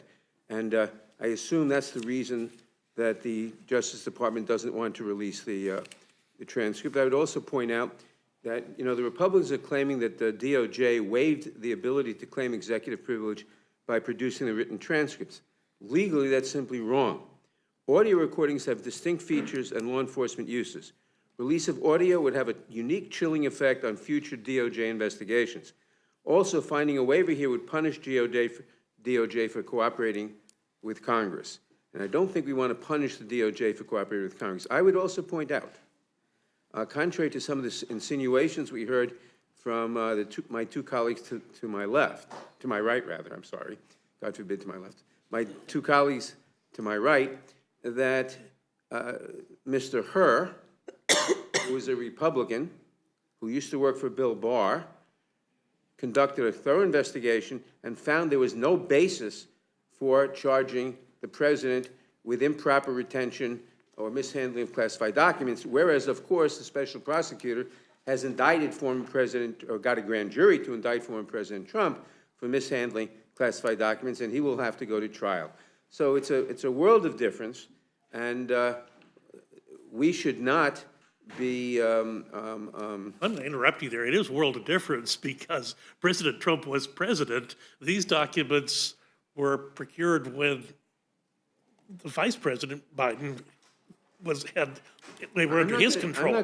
He did not have the same ability as the president to declassify and move these things. I'm not going to debate that with you. I will simply point out that the special prosecutor, Mr. Hur, found no basis for indicting Mr. Biden, while the special prosecutor, Mr. Smith, persuaded the grand jury to indict Mr. Trump. By your own That's admission, a world of Mr. difference. Nadler, you said that Mr. Hur's comments when he related the status of this interview was that the president seemed well-meaning but confused. Now, I think, and you said yourself, you characterized that. I think the American people deserve the opportunity to be able to hear that for themselves. People are smart. They can make that discernment on their own. His report made very clear that there were multiple reasons for not indicting Mr. Biden. His gratuitous comment about Mr. Biden's... I'm sorry, I'm going to interrupt you. I'll give you a chance to respond, but you're characterizing that as gratuitous is in and of itself gratuitous. I mean, you do not get to have that. You can judge that. I don't think it's gratuitous. His comment was gratuitous because, if you read his report, that's not why the president was not indicted. There are ample reasons given in the report for not indicting the president. And given that, not including that, and given that fact, to make that observation was gratuitous. Well, why not then clear the air and make the actual audio of the interview available? Let the American people be the deciders here. Because... Why hide that from them? Because... People are sensitive because they were told that, say, a certain laptop was Russian disinformation, and 51 members of the intelligence community signed a letter to that effect, and then it turns out, well, maybe it was not. Because the chairman of the Judiciary Committee has already been caught altering... May I respond? No, not until I finish. Has been caught altering verbal, electronic transcripts in the case of Nina Jankowicz. And we have every reason to believe, or let me retract that. Yeah. We have no reason to believe that he wouldn't do so again. Yeah. If I may respond. Please, I wish you would. That is absolutely untrue. Neither Jim Jordan nor anybody on the Judiciary Committee made any changes to Nina Jankowicz's interview transcript. That's absolutely a false statement. There's one other point that I think needs to be clarified, which is that Special Counsel Robert Hur stated on page 1 of his report, our investigation uncovered evidence that President Biden willfully retained and disclosed classified materials after his vice presidency when he was a vice president. The reason that he recommended against prosecuting President Biden was not a gratuitous statement. It was the reason as to why he refused to recommend prosecution, and it was that because Joe Biden is a, quote, sympathetic, well-meaning elderly man with a poor memory, Mr. Hur was concerned that a jury would not be willing to convict. Anyone who wants to see what Mr. Hur actually found and his explanation of what he did, you can go and you can watch the hearing before the Judiciary Committee. But one thing is very clear, and I will go back to it again. The folks on the other side of the aisle keep wanting to say the transcript and the audio are identical. There is no reason why, if you have the transcript, you're entitled to the audio. As a long-practicing attorney, they are not the same thing. The audio is the best evidence of what he said, how he said it, the time that it took for him to say it, and in what ways they may have altered that transcript. The moment that they released the transcript and said, this is the interview, they waived their ability to claim any kind of a privilege, and they don't have a legally valid privilege in addition to that. And it's for that reason that we believe that Merrick Garland needs to be held in contempt of Congress. I will agree with her. I will agree. Gentleman will suspend. I firmly believe that the American people are entitled to hear this, and I'm grateful that you brought this today. I'll give you a chance to respond, Mr. Nadler, but then we need to move on to Mr. I will agree with Ms. McGovern. Hageman that there is no evidence that the transcript was altered whatsoever. The transcript wasn't altered. But in Ms. Hageman, I'm sorry, Ms. Jankowicz's case, the transcript wasn't altered, the video was altered. And that's what we're concerned about. We're not arguing the Jankowicz case. We're arguing. No, but if the Judiciary Committee The American people was deserve the dishonest ability enough, to see that and make this if decision on this- their own. They are sick and tired of being lied to by agencies. If the Mr. McGovern, Judiciary you're Committee was recognized. dishonest enough, the leadership, to manipulate the video in the Jankowicz matter, it is dishonest enough to manipulate the video in this matter, and that is a good reason to withhold it. Ranking Member Raskin, Ranking Member Nadler, Chairman Comer, and we're missing a chairman here. Mr. Jordan, I think, sent a substitute, because which is unfortunate, because I would have liked to have asked Chairman Jordan about his noncompliance with the congressional subpoena, but I guess maybe he was too afraid to come or didn't want to have to deal with that question. I got to be honest with you. I mean, what the American people are sick of is how pathetic this House of Representatives have become. So let's just, I mean, this is a distraction from the fact that the Republican nominee for president is a convicted felon. That's what this is all about. Republicans have weaponized committee after committee to the point that it is doing great damage to this institution. Democrats, Republicans, and independents are looking at the way this House is being run, and they think it's pathetic. You know, we are here because Republicans are falsely claiming that the Attorney General is playing politics with the Justice Department. They are irresponsible, making absurd claims that it is being weaponized. These contempt resolutions represent more of those attacks. My Republican friends have gone on and on about how Democrats have weaponized the DOJ, but their conspiracy theories crumbled this morning when Hunter Biden, the son of the president, was found guilty in a federal court on 3 gun-related charges. When Donald Trump was convicted, we saw an immediate reaction from Republican leaders. It was like within seconds that this trial is a sham, the judge is corrupt, the jury is rigged, and the contrast today is just staggering. Apparently, when a Republican is convicted, it's weaponization. But when a Democrat is convicted, the president's son, no less, that's justice. I mean, give me a break. Hunter Biden was found guilty by a jury of his peers, just like Donald Trump. The reminder that one political party remains committed to the rule of law and the other doesn't. It's that simple. Did Hunter Biden walk out of the courthouse this morning and slam the judge or the prosecutors? Did he claim some vast conspiracy to weaponize the legal system against him? No, he did not. In a statement on the verdict, President Biden said, and I quote, "I will accept the outcome of this case and will continue to respect the judicial process," end quote. Now I ask, after the verdict this morning, how can any Republican in their right mind argue that the Biden administration is weaponizing the DOJ to hurt Republicans and to help Democrats. They just convicted the president's own son, to say nothing of the fact that the Department of Justice is currently trying a Democratic senator and has indicted a Democratic member of this House. I mean, do Republicans still believe that President Biden is weaponizing the justice system? Because if he is, he's sure doing a lousy job. And as usual, the only Trump derangement syndrome going on around here is on the other side of the aisle. I mean, people are saying that Biden orchestrated the conviction of his own son in order to justify the criminal charges against Trump. That is how you think when you are in a cult. So here's the bottom line. Republicans just can't wrap their heads around the idea that their presidential candidate, your presumptive nominee, is a convicted felon. That is not the result of a sham process or some vast conspiracy by the Biden administration. That is the result of the truth. And these attacks on our justice system have to come to a stop. They are dangerous, they are irresponsible, they are nothing but false conspiracy pushed to try and excuse the actions of the former president, and they are made even more absurd by the outcome of the trial this morning in Delaware.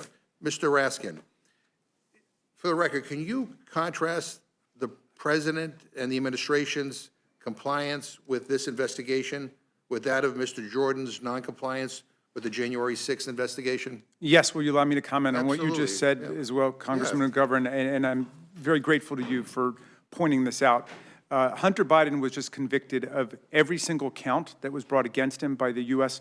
Department of Justice. I've not heard a single Democrat anywhere in the country cry fraud, cry fixed, cry rigged, cry kangaroo court, or any of the many epithets that our colleagues have mobilized against the U.S. Department of Justice and our federal court system, despite the fact that Donald Trump was not even tried in federal court. That was at the state level. And they pretend to support state prosecutors and state judges. But then they attribute it to the federal government and they say rigged, fixed, kangaroo court, and so on. You don't hear a single peep out of any Democrat saying that. Why? We believe in the rule of law. We believe in the justice system, and we stand by it. And you know what? Hunter Biden had every right and benefit that Donald Trump had. He had the right to a presumption of innocence. He had a right to counsel, which he exercised like Donald Trump did. He had a right to a jury of his peers, and he had a right to a unanimous verdict. And in both cases, a jury unanimously found against the defendant on all counts in both cases. And compare and contrast the difference in reaction between the Republicans and the Democrats. The Republicans are attacking our entire system of justice and the rule of law because they don't like the way that one case came out. Whereas the son of the President of the United States is prosecuted, and I don't hear a single Democrat crying foul. Now, both Hunter Biden and Donald Trump can afford themselves of every right of appeal that there is. And we stand by the appellate system. But I think that, it's just outrageous to see the way that our colleagues turn on the rule of law and the system of justice. And it's a profoundly dangerous thing that we witness. Now, you've asked me to contrast, Chairman McGovern, the cooperation and the compliance of Attorney General Garland and the Department of Justice with the non-cooperation of Jim Jordan with the January 6th Select Committee. Well, let's start with this. As I said before, we have gotten substantially and fully and materially everything that this committee has asked for from the Department of Justice and from the Biden administration. Again, that is a striking contrast with the Trump administration. I remember the day when President Trump, when he was in office, said there would be no cooperation with any committees or subcommittees in Congress. And they blocked investigations in more than 100 cases. And specifically with respect to impeachment, which is super dangerous, he did not allow people who were material witnesses, who had relevant factual testimony to render to the impeachment investigation in the first impeachment of Donald Trump, to testify. He said they could not testify, and he just shut it down. I did not hear any of my colleagues have a problem with that. And now they're claiming, well, Merrick Garland has only cooperated 99.99% with our committee. We also want the audio tape. It's not enough for us that we can read every word verbatim. that is in the transcript. That's not enough for them. They want the audio tape too. I mean, it's like a sick joke that they would go from standing by Donald Trump's horrific obstructionism of congressional power then to trying to hold the Attorney General of the United States in contempt. Now, as for our friend, Chairman Jordan, who I also wish were here today, he wasn't the only one, by the way. There were other members who were subpoenaed by the January 6th committee to give us whatever relevant material information they had about the violent insurrection against our government in order to force Mike Pence to step outside of his constitutional role and simply declare Donald Trump the president and hand him the keys to the presidency. So we didn't have a word of testimony from Scott Perry. We didn't have a word of testimony from Jim Jordan. We didn't have a word of testimony from Andy Biggs. We didn't have a word of testimony from Kevin McCarthy, and we didn't have a word of testimony from Mo Brooks, nor did we receive a single document from Scott Perry, nor did we receive a single document from Jim Jordan, receive a single document from Andy Biggs, nor did we receive a single document from Kevin McCarthy, nor did we receive a single document from Mo Brooks. So there you're talking about 100% noncompliance and obstruction. They want to hold the Attorney General of the United States of America in contempt for 99.99% compliance with what they're saying now and 100% compliance in reality for what it was that the committee asked for. Yeah, well, I mean, I regret that Chairman Jordan didn't see fit to come and testify today, because I would have liked to have heard his answer to the same question. But I just want to point out for the record that Hunter Biden was found guilty by a jury of his peers in a case prosecuted by a U.S. attorney appointed by President Trump, presided over by a federal judge appointed by President Trump, and investigated by the FBI with the director appointed by President Trump. And you don't hear anybody here talking about complaining about weaponization. And I just, Mr. Chairman, just for the record, would like to read the statement from President Biden in relationship to the verdict today. I quote him: "As I said last week, I am the president, but I am also a dad. Jill and I love our son, and we are so proud of the man he is today. So many families who have had loved ones battle addiction understand the feeling of pride seeing someone you love come out the other side and be so strong and resilient in recovery. As I also said last week, I will accept the outcome of this case and will continue to respect the judicial process as Hunter considers an appeal. Jill and I will always be there for Hunter and the rest of our family with our love and support. Nothing will ever change that," end quote. I think the fact that we are here wasting our time on this garbage is pathetic. I really do. Mr. Raskin, you want to? Well, you know, if you can engage me in a little thought experiment, what if one of President Trump's children were prosecuted by the U.S. Department of Justice? The entire Republican Party would be in an uproar, demanding that everybody be fired and that the investigation be quashed, especially if it related to exercise of Second Amendment rights. I've not heard any of them rise to the valiant defense of Hunter Biden's Second Amendment rights, but be that as it may, this is the rule of law, and Hunter Biden had every right that was afforded to him under the rule of law, just like Donald Trump did, and they were both convicted, and they both have the right to appeal, but we should all be standing by the rule of law and the court system, and I would love to hear one of my colleagues defend the discrepancy in their reaction to the Trump verdict and the Hunter Biden verdict, if they can. Yeah, no, I appreciate that. I do want to correct the record. I think one Republican did come to the defense of Hunter Biden in a way. He's a member of this committee, but he's not here right now. That's Thomas Massey. He said Hunter Biden might deserve to be in jail for something, but purchasing a gun is not it. There are millions of marijuana users who own guns in this country, and none of them should be in jail for possessing a firearm against current laws. I don't necessarily always, I don't agree with all that he is saying on that, but the point of the matter is. Well, look, I think, you know, complex questions may be raised on appeal in that case, in any case. And we've got to stand by the system of justice. This is why all of the ethical improprieties and transgressions taking place in the Supreme Court today are so alarming and demoralizing, because you've got, people, billionaire sugar daddies giving millions of dollars to Supreme Court justices, and it undermines everybody's confidence in the rule of law. And no complaints about that, no concerns about that. I mean, and again, we see what we've been seeing all in this Congress. If Republicans are held accountable for anything, it's a weaponization of the judicial system. If Democrats are held accountable, well, that's justice under the law. I've never, ever seen such hypocrisy in my life. And the idea, again, that this is what we're spending our time on, with all that we have to deal with in this country and in the world right now, this is what they think is so important, to get an audio recording of something they already have the transcript of, that this is the world comes to an end if we don't do this. We have to hold the Attorney General in contempt. I mean, give me a break. I mean, Mr. McGovern, this is an impeachment investigation, and so I have not heard a single colleague explain how there might be something of value to understanding whether there's a high crime and misdemeanor caught in that minuscule space between the written version and the audio version. Not a single one has suggested how a high crime or misdemeanor will emerge in Joe Biden clearing his throat. But I do believe that they might be able to find something with a cut and paste job to turn into a great political attack ad, and nobody has denied that that's the real motivation here. This is not about high crimes or misdemeanors. This is really about a distraction from the fact that their nominee for president is a convicted felon, period. I thank you for your time. I yield back.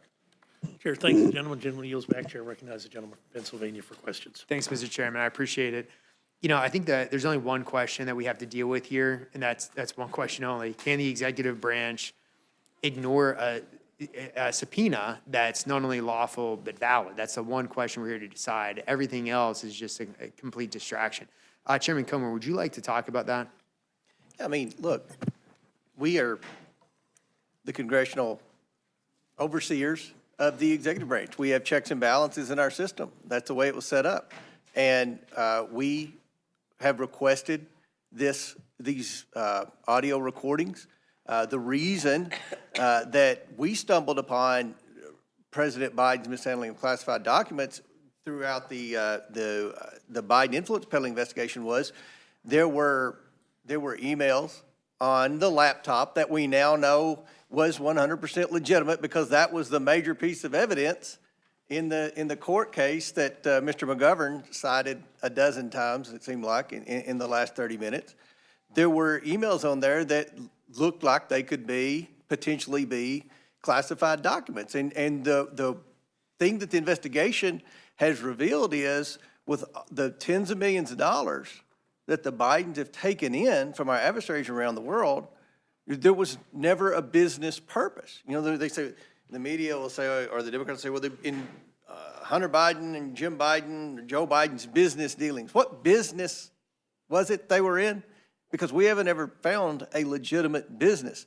The business, according to at least two people who testified under oath, and that would be Bob Alinsky and Jason Galanis, was they were and three, counting Devin Archer, three former Biden associates said the business was selling the Biden brand. That is called influence peddling. Were any of the classified documents used in the Biden influence peddling scheme? That's the question the Oversight Committee has with respect to the classified documents. And look, I think this is about transparency. Again, and I can't say this enough, it's not just the House Republicans requesting these documents. The Associated Press, CNN, ABC, CBS, NBC, Bloomberg, The Washington Post, that's their people. Their people want it too. The American people want it. Poll after poll shows the American people want transparency. So if there's nothing wrong with the tapes, then just disclose them. Well, hold on, Mr. Rad. I'm not, you know me, I'm not going to leave you hanging like that. If you want to, go ahead. Well, but I just wanted to be certain that this constitutes the chairman's endorsement for every petition by the Washington Post and ABC and CBS and CNN to get information. For example, they were asking for all the information that Donald Trump was suppressing for several years and wouldn't give to Congress. Do you agree it should be released because the media wanted it?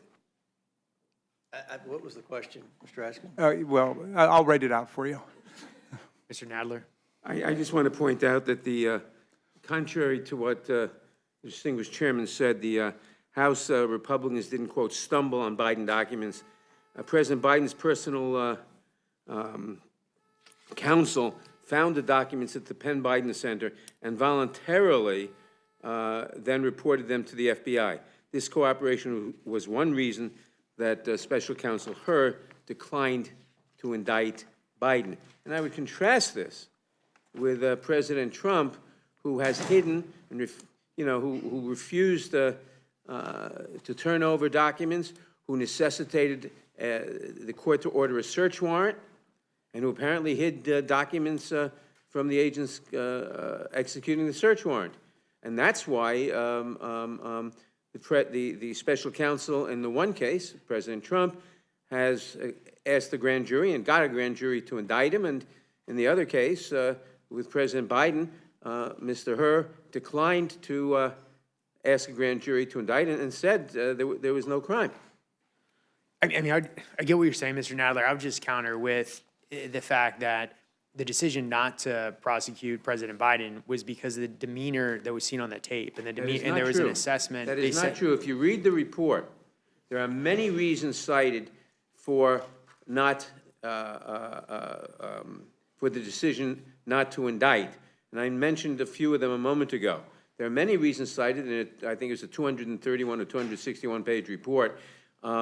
And that's why I called the comment about the president's cognitive ability gratuitous, because that was not any one of the major reasons given in the report for declining to indict.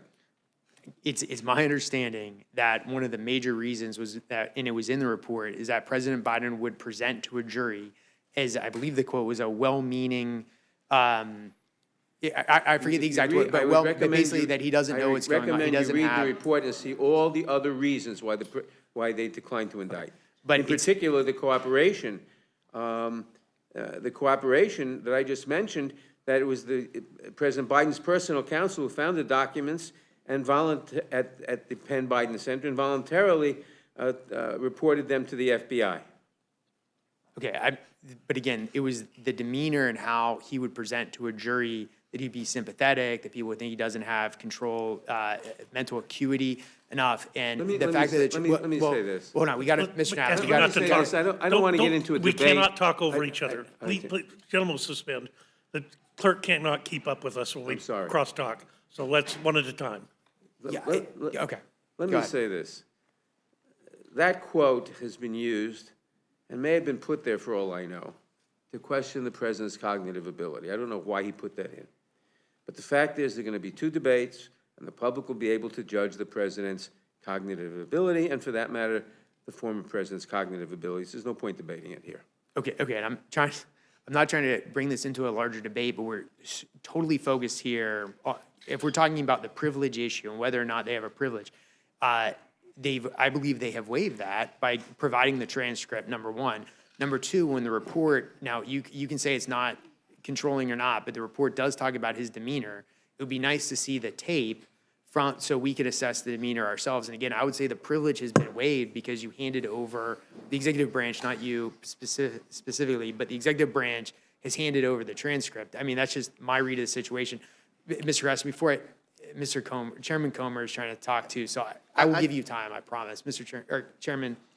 I just wanted to say this again. I mentioned in my opening statement, our timeline doesn't match up with the White House's narrative of their timeline of the discovery of the document.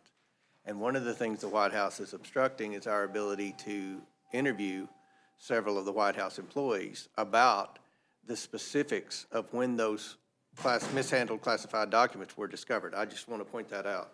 Yeah, thanks, Mr. Chairman. Mr. Raskin, and then we'll go to Ms. Hageman. Mr. Thank you, Raskin. Mr. Reschnitz. It's really more a question for you, because you make an interesting point. You assert that whatever privilege the president had, and obviously that was something that was expansively invoked by Donald Trump, but you're saying if he had an executive privilege, it was waived when he turned over the written transcript.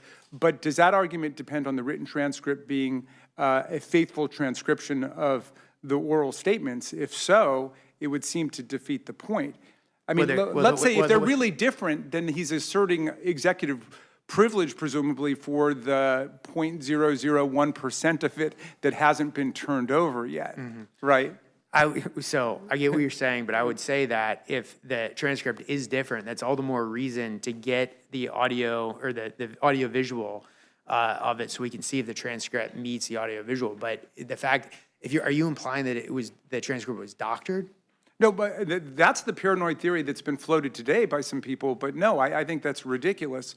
In other words, I think those two arguments cut against each other. The idea that the privilege has been waived depends on the idea that the written transcript is actually a faithful record of what was spoken. And I haven't seen any evidence, certainly, that there's any difference in the two. So, you know, I think we are really splitting hairs here. I mean, it's kind of an amazing thing that we would think about holding the Attorney General of the United States in contempt for not giving the audio version when we have all these people walking around who've never given any testimony at all in answer to subpoenas, and it doesn't seem to trouble, you know, at least your side of the aisle. No, I get your argument, but I mean, again, if you've already handed over the transcript itself, I would still argue that you've already waived the privilege of then holding on to the audio visual of the transcript. I mean, that's just my understanding. I understand you're saying we're splitting hairs here, but Ms. Hageman? Yes, a couple of things. To conflate the outcome of the two cases between Hunter Biden and President Trump is an absolute absurdity. It's also an absurdity to claim that the outcome in one case with Hunter Biden being convicted today is reflective of the viability or legality of what happened in New York is also absolutely absurd. So I wanted to I wanted to point that out. Can you explain to say why? That these two, I think that the facts are very clear in the record in terms of the differences between the two cases and To how the they juries, it was very and the clear. legal- and the legal basis for Yeah, both. and in both cases,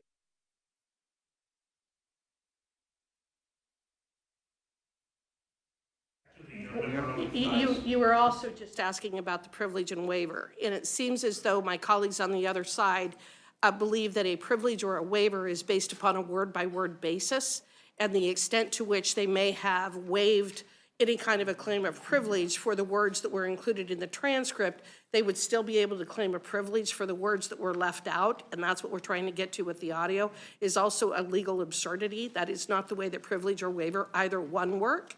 What it is when you waive the subject matter, then you waive the subject matter. You have waived your ability to claim a privilege for those issues. You're not able to use privilege as both a sword and a shield and say, well, I'm going to release these 4 words, but I'm not going to release these 16 words. These 16 words are privileged, but these 4 words I will give to you, and there's a waiver. What a court would rule in that regard is, to the extent the 16 words relate to the 4 words, it's a waiver of the entire thing, because they're not going to allow you to use privilege as both a sword and a shield, which is what my colleagues on the other side seem to imply.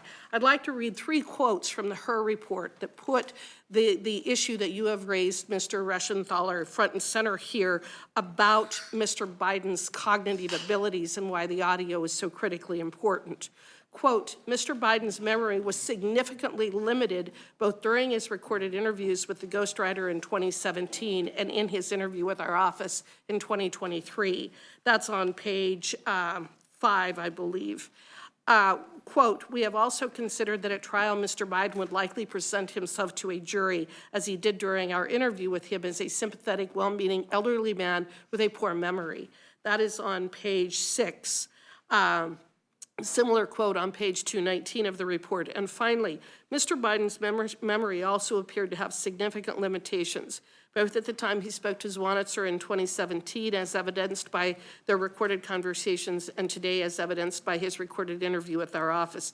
That's at page 207. I'd like to bring this back to actually what the purpose of this hearing is, which is our oversight responsibilities, both as the Judiciary Committee as well as the Oversight Committee. That's what this is all about. And I would say it's very obvious that the point of the other side is to deflect attention. They want to deflect attention from the fact that Joe Biden had unlawfully kept classified materials and shared them with his ghostwriter, for example. They want to deflect attention from the fact that clearly the audio and the written transcript are different, and that those differences might be incredibly significant in terms of our oversight responsibilities. It's clear under the Constitution, it's clear under the case law that judiciary and oversight have the authority to obtain information such as this in carrying out our responsibilities as the legislative branch. That is really the only issue that is before this committee today. All this other nonsense, all this other noise, all these other words that are being thrown against the wall are entirely irrelevant as to whether we're entitled to this information, and if so, by withholding it, should Merrick Garland be held in contempt of Congress? And the fact is that he should, because there is no executive privilege. Even regardless of the transcript, there is no executive privilege for the information we're seeking, number one. And number two, if there was, it has been waived, and we're entitled to receive the information, the audio that we have requested. With that, I yield back. Thanks, Ms. Hageman. Mr. Nadler? I want to point out that the Hur report, contrary to the insinuations of the gentlelady from Wyoming, repeatedly states that he did not indict Biden because the evidence of a crime just did not exist. Some sample quotes on page 4 of the Hur report, quote, "We do not believe evidence is sufficient to indict," unquote. Page 6, there are, quote, "innocent explanations," unquote, as to why Biden retained classified documents. Page 8, "We do not, however, believe this evidence would meet the government's burden at trial," close quote. As I said before, that is why the special prosecutor declined to indict President Biden, as he states here, and that is why any reference to the president's alleged cognitive ability is gratuitous, because there has really nothing to do with this.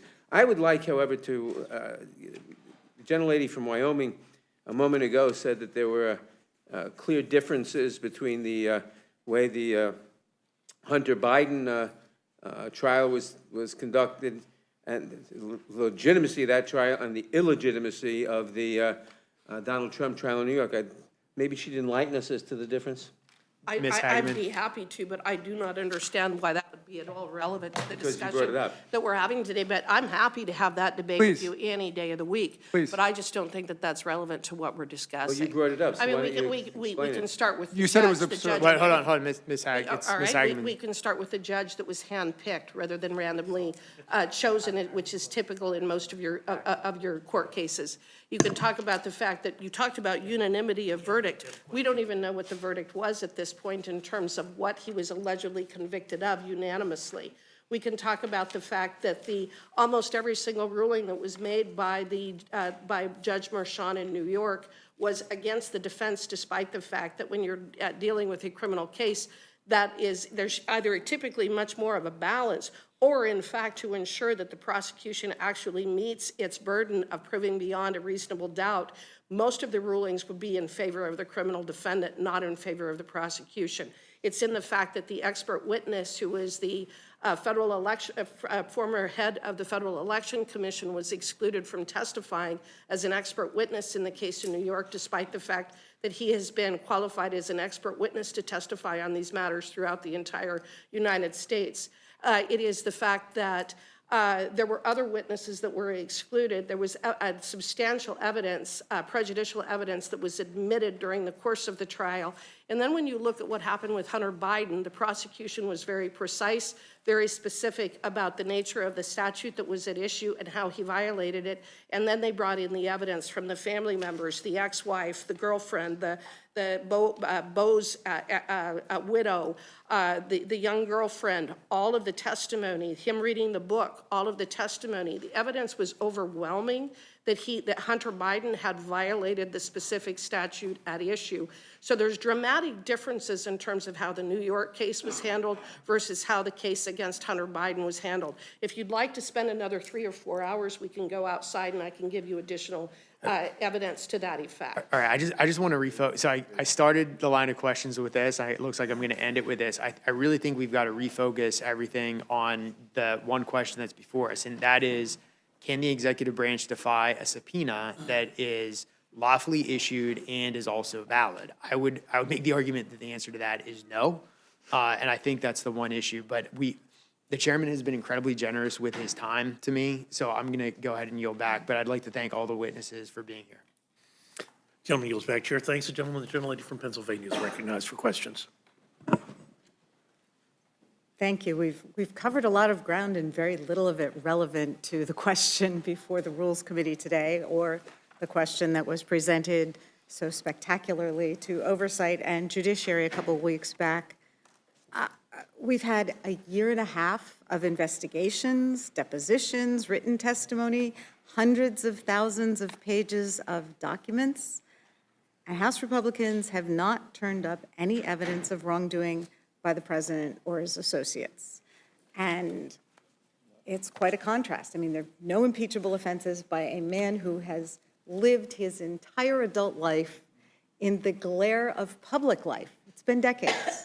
And of course, this is a marked contrast to the former president who spent decades shirking the law and his tax obligations with shady real estate deals, and whose criminal conduct became glaringly apparent when he stepped out of those shadows, and his lack of respect for the rule of law and for constitutional norms. And it is that contrast and its political implications that seem to have brought us here today. You know, we've seen over the last year and a half, we've seen one conspiracy theory after another get shot down or evaporate when it was exposed to the light of day. But our Republican colleagues have doubled down on those theories, including some pretty spectacular ones today, wasting the time and money of 3 separate congressional committees on a wild goose chase that has not turned up anything.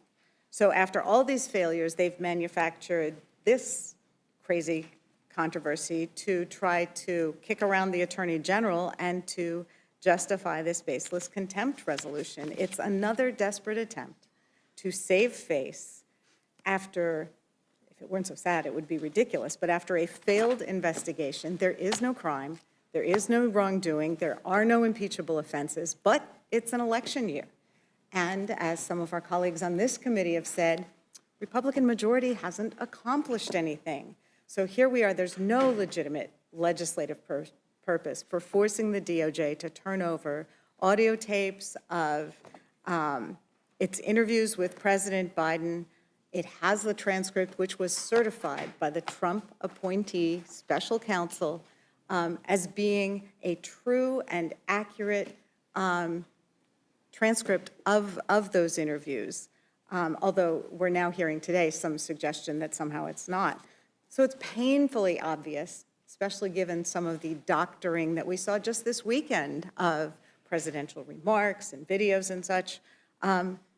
This is to distract. This is to distort. This is to push out more lies. And the repetition of the lies doesn't make them any less untrue. So it's a waste of congressional time. It's a waste of taxpayer dollars to continue pushing these charades. Representative Raskin, we just heard some pretty spectacular statements about this push to hold the Attorney General in contempt being a matter of oversight, although it's allegedly with respect to this crazy impeachment effort. Do you have any comment? Well, I'm sorry my friend Mr. Reschenthaler is not here, because I take him to be a really serious lawyer. And his assertion is that we can hold, or we should hold, in contempt any Attorney General or President of the United States, for that matter, or cabinet member who withholds any document. I just want to know, both retroactively with respect to the more than 100 investigations where Donald Trump stonewalled Congress, whether he believes that contempt properly was in play there, and he would have supported contempt against President Trump, and whether he would support contempt in the future against any president who has a disagreement. You know, a lot of these are substantive arguments being made about executive privilege, but of course, presidents, White Houses of both Democratic and Republican prominence assert executive privilege all the time. Should we be holding the president in contempt every time there's a disagreement over executive privilege? Of course, Donald Trump did it in the Mazars case, and he lost that case when we finally went to the Supreme Court. We didn't hold him in contempt in the meantime. We're still trying to get documents that we were granted under the Mazars case. This would be a great opportunity for Mr. Chairman, who's a newfound champion of transparency and light and disclosure, to announce today that he will turn over all of the documents that he's cooperated with Trump's lawyers in suppressing from Mazars. And I wonder whether he would feel at this point all of those Mazars documents should be turned over. And this is not a joke. This is for real stuff. And why does it have to be a partisan question?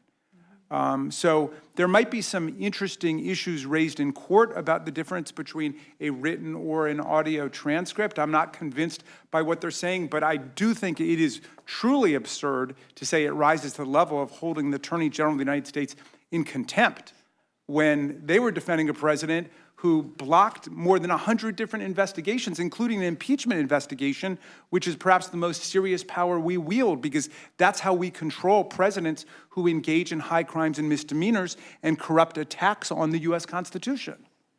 Well, and as famously as we know, that impeachment in part hinged upon the fact that the then president refused to answer questions, refused to show up and cooperate. Well, it's like in his case, I'm struck by Ms. Hageman's remarks because I'm actually amazed at the similarities between these two cases. Both Hunter Biden and Donald Trump were given the presumption of innocence. Both were given a jury trial. Both had a right to counsel, which they exercised by paying for exceptional private counsel. Both of them had a right to testify. Neither of them chose to testify, including Donald Trump, who now wants to testify to the world about how the fix was in and it was rigged and all that stuff, but he wasn't willing to get up on the stand and testify about why he didn't do it. No, he didn't want to do that. Fair enough, he exercised his constitutional right. Both of them had a right to jury trial, and both of them had a right to unanimous verdict. And in both cases, the jury unanimously found, in Trump's case, that he was guilty on 34 different counts, and in Hunter Biden's case, that he was guilty on 3 different counts. Now, Ms. Hageman made a series of what are essentially appellate arguments. For example, she says that this or that witness should have been allowed to testify beyond the domain that the judge allowed him to testify. For example, Brad Smith was allowed to testify within a certain range, but not on irrelevant things. Now, she says, it should have been the full 100 yards of the football field and not the 20 yards that he was allowed to testify on. Great, that's an appellate argument. Ms. Hageman sounds like an excellent criminal defense appeals lawyer, but is it grounds for attacking the rule of law in America and the system of justice in New York, much less the federal system of justice, which had nothing to do with it? And they're deliberately confusing people about that. Hunter Biden was prosecuted by federal prosecutors in federal court. Donald Trump was prosecuted in that particular case in state court by state prosecutors. I thought state law and the federalist system was something they supported, but apparently not. Not if it goes against Donald Trump. They're willing to just throw the whole thing out the window. But those are just appellate arguments, and Donald Trump, as far as I know, is going to exercise his right to appeal. So I'm happy, to go outside with you, Ms. Hageman, and you can give me 3 hours of description of what the appellate arguments are going to be, but ultimately an appellate court is going to sort it out. I'm a little bit more interested in just the rule of law and in justice. I'll quote a former colleague of ours, Liz Cheney, who was the head of the Republican conference, and she said, "At this moment, we're confronting a domestic threat that we've never faced before.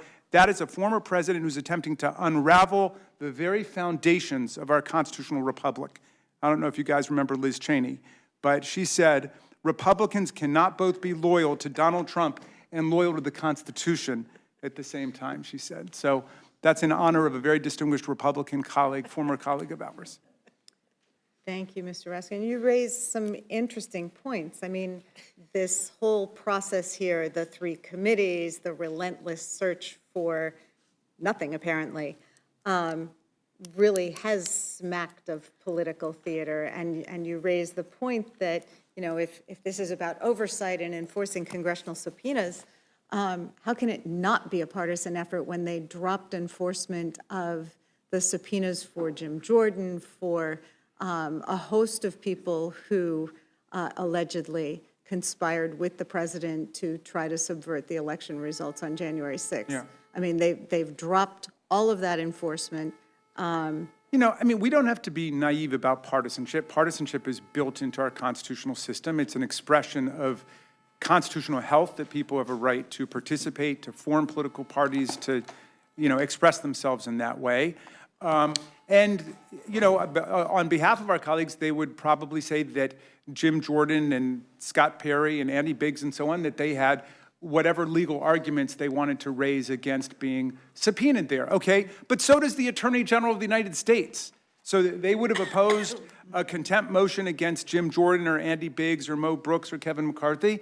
But why would they support a contempt motion when there's a reasonable difference of view about whether an audio tape and a transcript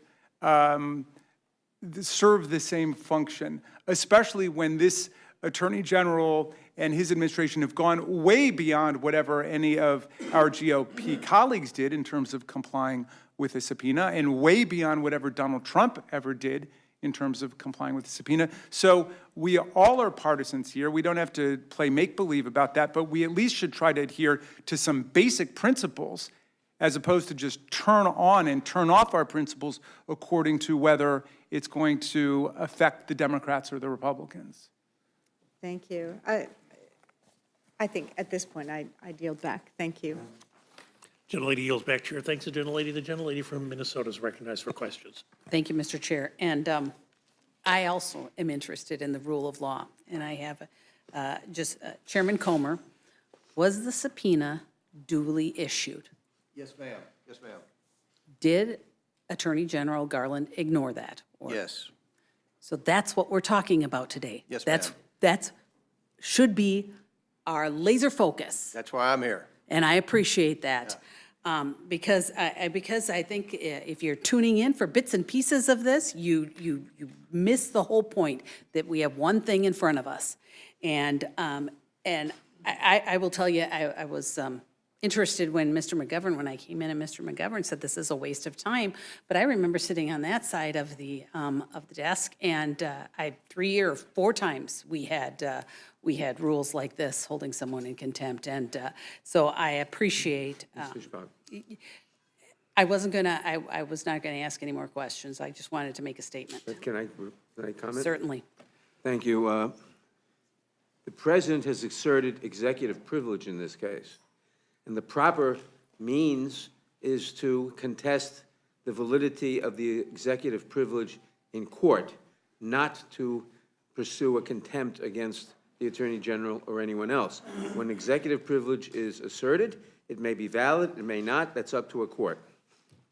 Well, I find this incredibly just ridiculous because they have the transcript. All they are asking for is the videotape, and you're defending somehow that this videotape is then protected by executive priwilege. That's a it seems ridiculous. That's an interesting argument for the court. Okay, but it seems ridiculous that we are at a point here where the videotape is not just released, and we have the transcript, and surprising that it didn't come together, that they weren't, in many cases. But I just wanted to make the statement that we need to focus on what we are talking about here so that the American people understand, and I know there's lots of talking points and there's all kinds of things, the American people need to understand this is about a duly issued subpoena that was ignored, and that is what we are talking about today. Excuse me, it And was with not that, ignored. I yield back. Executive privilege was asserted.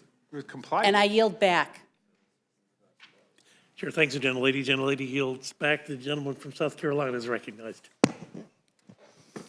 You know, I've sat here for 2 hours, probably going to be 3 or 4, and listen to these smoke screens that my friends on the other side of the aisle are saying. They bring up the trial of Donald Trump, convicted felon. Really? By a judge that is a known anti-Trumper? You bring out Mr. Nadler, I've got the floor. If you're going to interrupt, Mr. Chairman, call him down when he interrupts. It's my time, and then I'll let you respond, but I'm tired of this. You talk over everybody. It's so rude of you. But look, you bring up the smokescreen of Hunter Biden. I think we're here to talk about a video. Hunter Biden It is kind of, strange. A gun charge? What about the fake LLCs that he's gotten money from China? What about the millions he got in paintings? We don't know who contributed to him. What about, you can name a lot of other charges, but we're not talking about that. And I'm tired of these smoke screens. You're talking about miscarriage of justice. It really is. And Ms. Hagerman, you bring up a very good point, the fact that we're to trust what they say, that the transcript is real, and the audio has no bearing on it. I don't understand, as our chairman said, they're putting up a fight to prevent the American people from hearing the video and using these lame excuses about altering, that Jordan altered some tape somewhere. I don't know how you alter a audio tape. Can you tell me who has got the audio tape? And I think the chairman had a valid point. Do they still exist? This administration is lawless when it comes to obeying the law. What I can say is that the information was gathered by Mr. Hur, being the investigator in this, through the Department of Justice. And that's why the action has been brought against Merrick Garland, because Merrick Garland is the one that has the audio tape, is my understanding. Now, I could be corrected on that, but that has been my assumption, because he was the person who appointed Mr. Hur to conduct this investigation. And I believe that the report was directed to him. So that has been my assumption throughout this, that they would have the audio tape, and they released the transcript. So if he doesn't have it, or if he's destroyed it, that's a serious, or if they alter it or omit or whatever they do with it. But are you comfortable? I mean, you or Mr. Comer, do y'all feel the tape still exists?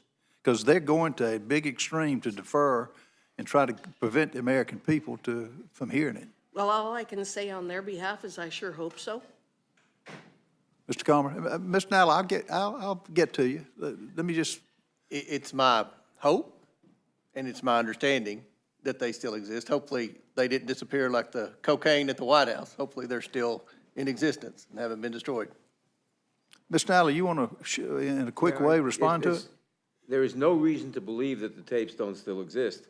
I would point out again that the President has asserted executive privilege, and the proper forum for disputing the executive privilege is in court, not by a contempt citation. Once the President asserted executive privilege, it's not up to the Attorney General, Mr. Garland, to present the tape or not. It's up to whoever wants the tape, in this case the committee, to go to court and contest the executive privilege. I'd also want to point out on a separate matter that Ms. Hageman brought up, that Hunter Biden was tried and convicted by a jury of his peers. It's not about Hunter Biden. Well, this is about the tape, Ms. Nalla. She brought up a number of things, and that the president, or the former president, was convicted by a jury of his peers, and the questions she brings, and by the way, he made evidentiary rulings for the defense and against the defense. And whether his evidentiary rulings were correct, whether his decision to exclude certain witnesses was correct, will be decided on appeal in the appellate division or maybe in the Court of Appeals of the State of New York. And it's perfectly legitimate to question that, but it's not legitimate to question the legitimacy of the trial, because those questions are appellate questions and will be answered by the appellate court. Well, it didn't work with Richard Nixon. Once it was out, the transcript was out, he couldn't claim executive privilege. But I guess that's why the major news outlets are suing, to get something that you're trying to hide, that you don't want the American people to see. It's really an insult to the American people that you're going to these links, having all these words about all these other trials that have nothing to do with this. Let me run down the timeline. And this is something I don't understand. Chairman Mr. Comer, you on February 12th, you sent a letter requesting all the documents and communications, including the videos, including the autos. On February 16th, the DOJ responded to you stating that they were being gathered. On February 27th, the Judiciary and Oversight Committee issued identical subpoenas to Garland for relevant information about the transcripts and about the audio. The return date was March 7th, and then the DOJ produced an incomplete set of documents comprising only correspondence exchange, no audio. On March 9th, the committee notified the DOJ that its production was inadequate, and as an accommodation, you offered to extend the date of production for the audio to March 11th at 3 o'clock. On March 11th, the DOJ informed the committee that documents were undergoing review by the agency, interagency, and they would not meet the committee's deadline. Why is he getting extension after extension? I don't think Steve Bannon got that. I don't think Peter Navarro got that. And I think you've demonstrated factually the great lengths we've gone to try to work with them to help them comply. It shouldn't take any time, but we've gone to great lengths. We've gone above and beyond to make it as convenient as possible for them to turn over those tapes which we lawfully subpoenaed. And then on April 15th, the committee did respond, just said they were not going to produce them. Didn't have to. That is such a, what are the consequences? What do you think? And I think we will vote this out of committee, and I think, I hope the House will pass this. What's the consequences for Garland doing this? Will he be going to jail, or will he get off? We've seen Merrick Garland has held others accountable for being held in contempt of Congress. So we'll see what happens. He has set a precedent. Merrick Garland set a precedent of going after people who Congress has held in contempt for not complying with subpoenas. It's just isn't that complicated. Right. Audio doesn't lie. Audio, he either said it, and they're going to these links to smokescreen everything else to try to prevent this to delay. Real quickly, Mr. I just want to point out, when you talk about the smokescreen, that the senior most career official at DOJ, a fellow named Brad Weinsheimer, submitted a declaration stating that he listened to every word of the audio files and, quote, the interview transcripts are accurate transcriptions of the words of the interview contained in the audio recording. That's on paragraph 14 of the Weinsheimer Declaration. So the allegation of the transcripts were altered in any way. What's that got to do with, what is that man's, his interpretation of the audio and the transcript, what's that got to do with anything? This is just release the tapes, let other people. Why are all the news networks having to sue to get Garland to come? As I said before, the reason that there is a hesitation about giving the audio to the Judiciary Committee is that the Judiciary Committee has previously altered audios to produce, in effect, fake versions of Ms. We're not talking about that. Well, we are talking about that because there is a fear that if the audio was given to the Judiciary Committee, Mr. Jordan or the people working for him will alter that audio as they did for Ms. Jankowicz's audio and produce inaccurate audios. Ms. Hagan, can you respond to that? Sure, that accusation is untrue. Well, thank you for bringing this. This is an embarrassment, to be honest with you. This is an embarrassment with what they're doing. I yield back, Mr. Chairman. Chair thanks the gentleman. Gentleman yields back. The gentleman from Kentucky is recognized. Representative Hageman, did you have anything you wanted to add to the testimony here, or anything you want to respond to? No, I think that we've pretty much covered the issues that are relevant and then some. Chairman Comer, do you have anything else to add? No, I think that we're here for the purpose of holding the Attorney General in contempt for not complying with a lawful subpoena, and I think it's pretty cut and dry. Thank you. I have no questions then. Chair thanks the gentleman. Gentleman yields back. The gentleman from Georgia is recognized for questions. Thank you, Mr. Chairman. I go back to what Ms. Fishbach said in her question. Were the subpoenas legal? Were they legally authorized? Yes, sir. Were they complied with? No, sir. There are no other questions to me. And so I would suggest that before the vote is put on the floor, that Merrick Garland, if he complies with the subpoenas, then we not push forward with the vote at that stage. But I want to say this about how disingenuous it is of people who have been to law school admitted by a bar, I assume, to say that a conviction in a state court is the same as a conviction in federal court. If Donald Trump's jury pool had come from the Southern District of New York, where the jury pool would have been from 8 counties, I would suggest to you that he would have had a jury pool where he would have had a chance. But that man, when in Manhattan, that put him before that jury pool, knew that Donald Trump was not going to get a chance. That any honorable prosecutor would have allowed that case to be moved to a venue where the person would have had a fair shot. So I don't know, Mr. Nadler, I'm not, I listen to you make excuses. I listen to you say, well, the reason, let me see, what was it you said? The reason to withhold is that it might be, someone might change it. Well, they might not want to release the thing. I'm not aware of the person who's being subpoenaed having the choice to comply or not to comply with the subpoena. Okay, Mr. Nadler, do you have a choice? Well, I want you to answer this question. If you were subpoenaed, do you have a choice not to comply with the subpoena? You do not, unless the president has asserted executive privilege, and then it's got to be decided in court. What I wanted to comment on was what you said about the trial in New York. The trial was conducted by a New York County prosecutor in New York County because it was a violation of state law, not federal law. Now, he may have violated federal law too, but that was But I'll reclaim my time. But the two of you on the Democratic side have acted as if that conviction in a very limited jury pool would be the same as conviction.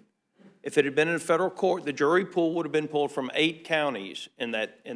Would you at least agree with me that if it had been in federal, it would have been 8 counties? Yes, I would Okay, simply and would you observe- agree with me there's a difference in pulling from a jury pool of 8 counties and pulling from one that, you know, even... I would simply point out that the defense had every opportunity to exercise its challenges in the voir dire, and that the 12 jurors who were picked were ultimately agreed upon by the defense and the prosecution. That's, you know as well as I do that that's a, when you're agreeing to something from bad to worse, you know, I mean, President Trump didn't have a chance with that jury pool. And the bottom line is this: he's going to be President Trump again, Maybe. and that's why y'all are so scared of him, and that's why y'all are going to great lengths. I personally, Mr. Chairman, I don't think we need the audio tape. I think every time Joe Biden goes on TV, we see what Mr. Hur concluded. He's a well-meaning elderly man that probably doesn't have his wits about him, and with that, I'll yield back. He's not talking about sharks and electric Chair, thanks, boats. the gentleman. I'm sorry, I didn't hear that. What was that, Mr. McGovern? He's not talking about sharks and electric boats. I don't think he knows what he's talking about. That was Trump, by the way. Seeing no further members wishing to ask questions, I want to thank this panel. Mr. Raskin, I always feel like I should put in for continuing legal education every time you come and testify. Credit granted, credit granted. We miss you up here, and witnesses are excused.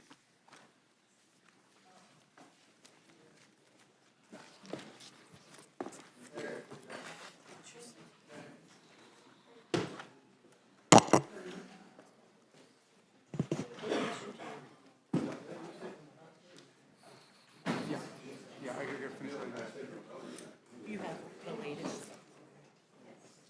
So it's custom of the committee to bring forward 6 members at a time to expedite testimony. So I'm going to ask Mr. Carter, Mr. Grothman, Dr. Wenstrup, Burgess Owens, and Rich McCormick to come to the witness table.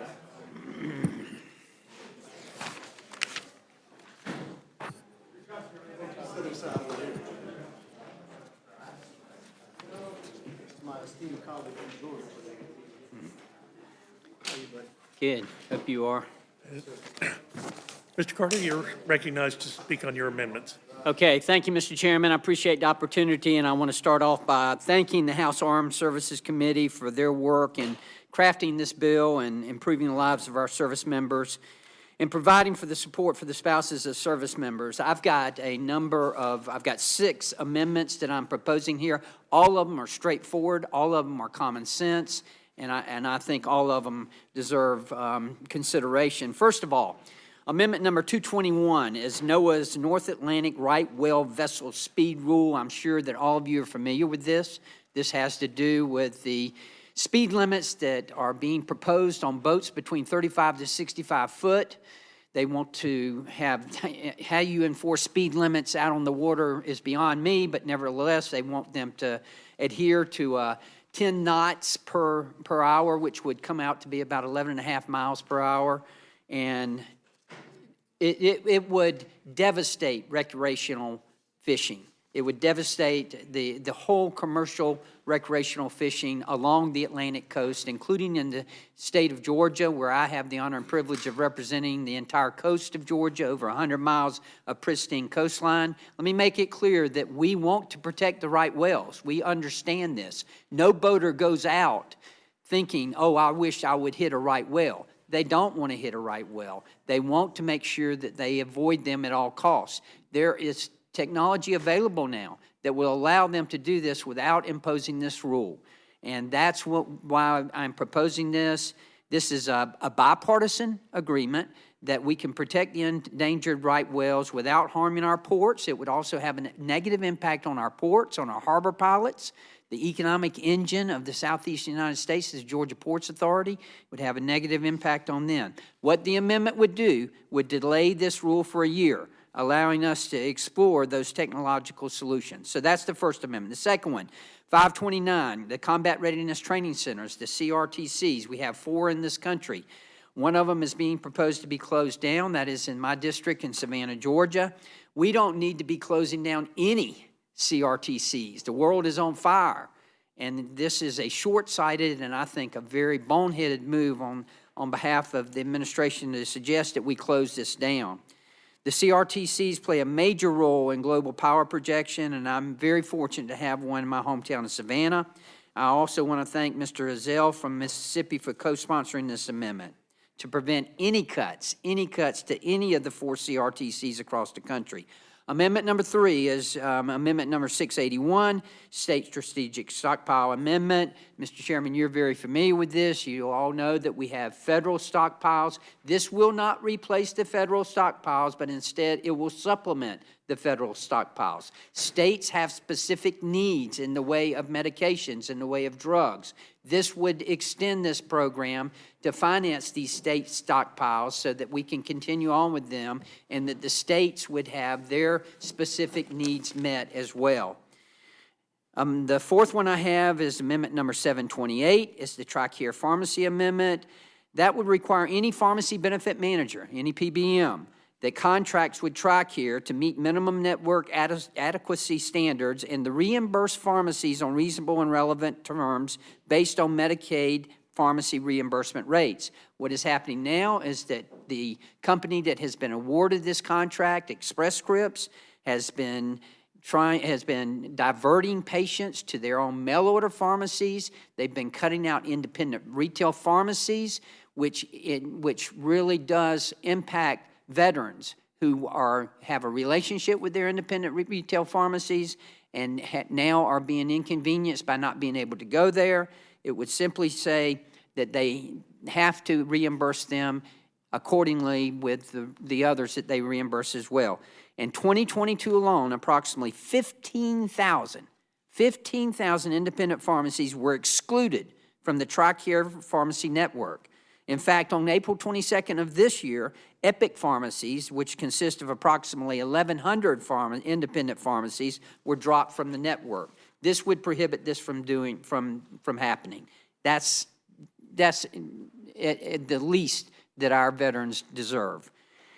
The next, the fifth amendment that I have is amendment number 220, critical mineral extraction. As you know, I chair the subcommittee on critical materials in the Energy and Commerce Committee. This would give our allies as well as our country the ability to look and see how we can better extract critical minerals from our country. We have an abundance of them here. We need to process them. We need to make sure that we are mining them here, and we need to make sure that our allies are, so that we would end our dependence on our adversaries such as China and Russia. The Sixth Amendment is the amendment number 534, underseas cables in NDAA amendment. That was submitted to exempt undersea cables from the National Marine Sanctuary Act special use permit requirements due to national security concerns. This is very important. What they are having to do is to congregate these together in order to miss some of these marine sanctuaries. This raises a national security concern because we are susceptible then to our adversaries being able to attack these, which would have a negative influence, of course, on our country, and that's something that we need to do. This would, my amendment would help increase the resiliency, the redundancy, and the security of submarine cables by ensuring a greater diversity of routes and less regulatory burdens during deployment and maintenance. Finally, amendment number 594, which I am a co-sponsor of, is the CFAX reauthorization. That is the Chemical Facility Anti-Terrorism Standards Program. It has expired. It needs to be reauthorized. Companies want this. They want to have the ability to use the FBI's database and to partner with the Department of Homeland Security for expertise on protecting their facilities from cyber and physical threats. And along with Representative Laurel Lee, we would reauthorize the CFATS program, and I'm proud to partner her on this. And that is all I have, Mr. Chairman. The chair thanks, gentlemen. Mr. Grothman, you're recognized to speak on your amendment.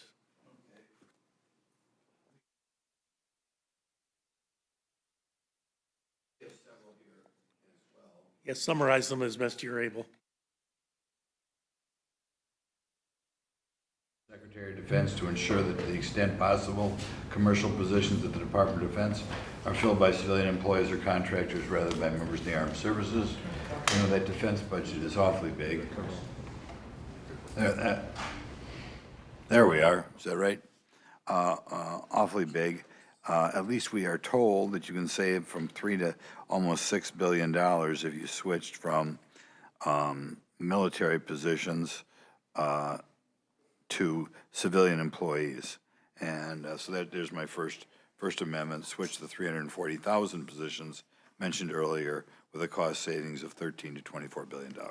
Secondly, we've amendment 523 requires the department to issue a report to Congress that includes the results of any safety investigation pertaining to a crash or other mishap involving a rotor or tilt rotor aircraft.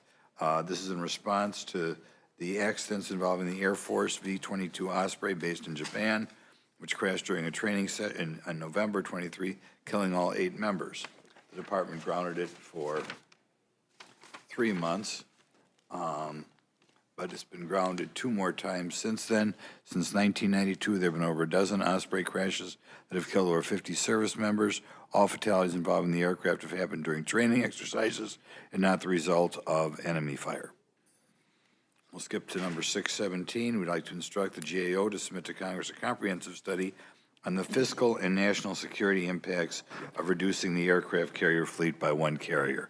This is something I've tried to get here before. A lot of times you guys leave it out, but it seems when they have war games, the aircraft carriers don't do very well. I mean, the aircraft carriers were a big deal in the Battle of the Midway, but talk about fighting the last war. It seems to me when we have war games, they don't last long. I think in today's world, with rockets, today's world with drones, the idea of having these big aircraft carriers out of there, we got to look whether that's necessary or whether we might be better spending the money more wisely somewhere else. I think an aircraft carrier is great for sitting in the Red Sea off of Yemen, I don't think it's so great if you were actually in an armed conflict with China. Amendment 648 requires quarterly reports from the department to Congress on any instances of foreign actors infiltrating or attempting to infiltrate a military installation. We frequently deal with this in my subcommittee on oversight, and right now I don't think the public is adequately alarmed when people do slip in or get near military bases. In September 23, the Wall Street Journal reported the Chinese Communist Party spies gained or tried to gain access to U.S. military bases and sensitive sites at least 100 times in the past few years. Chinese nationals have infiltrated a U.S. Army test range, accessing numerous missile sites and using drones to surveil the grounds. Congress ought to know about this. I think then we maybe ought to do a follow-up, find out how these folks got in this country. Finally, Amendment 719 ensures personnel decisions are based solely on individual merit or demonstrated performance and expands the definition of personnel decisions to include assignment, termination, and discharge. We ought to be basing things on merit. And I guess we'll try to do what our chairman wants. There's a brief summary. You can read about it longer if you want on all my amendments. Good.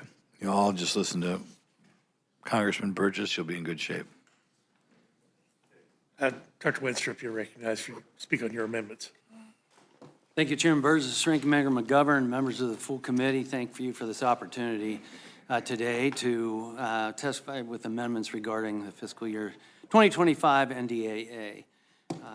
I'd like to discuss these amendments I think are necessary for this committee to consider for this NDAA. First, I'd like to see amendment number 712 in this NDAA. Why? Because it speaks to retention and readiness of our military medical personnel.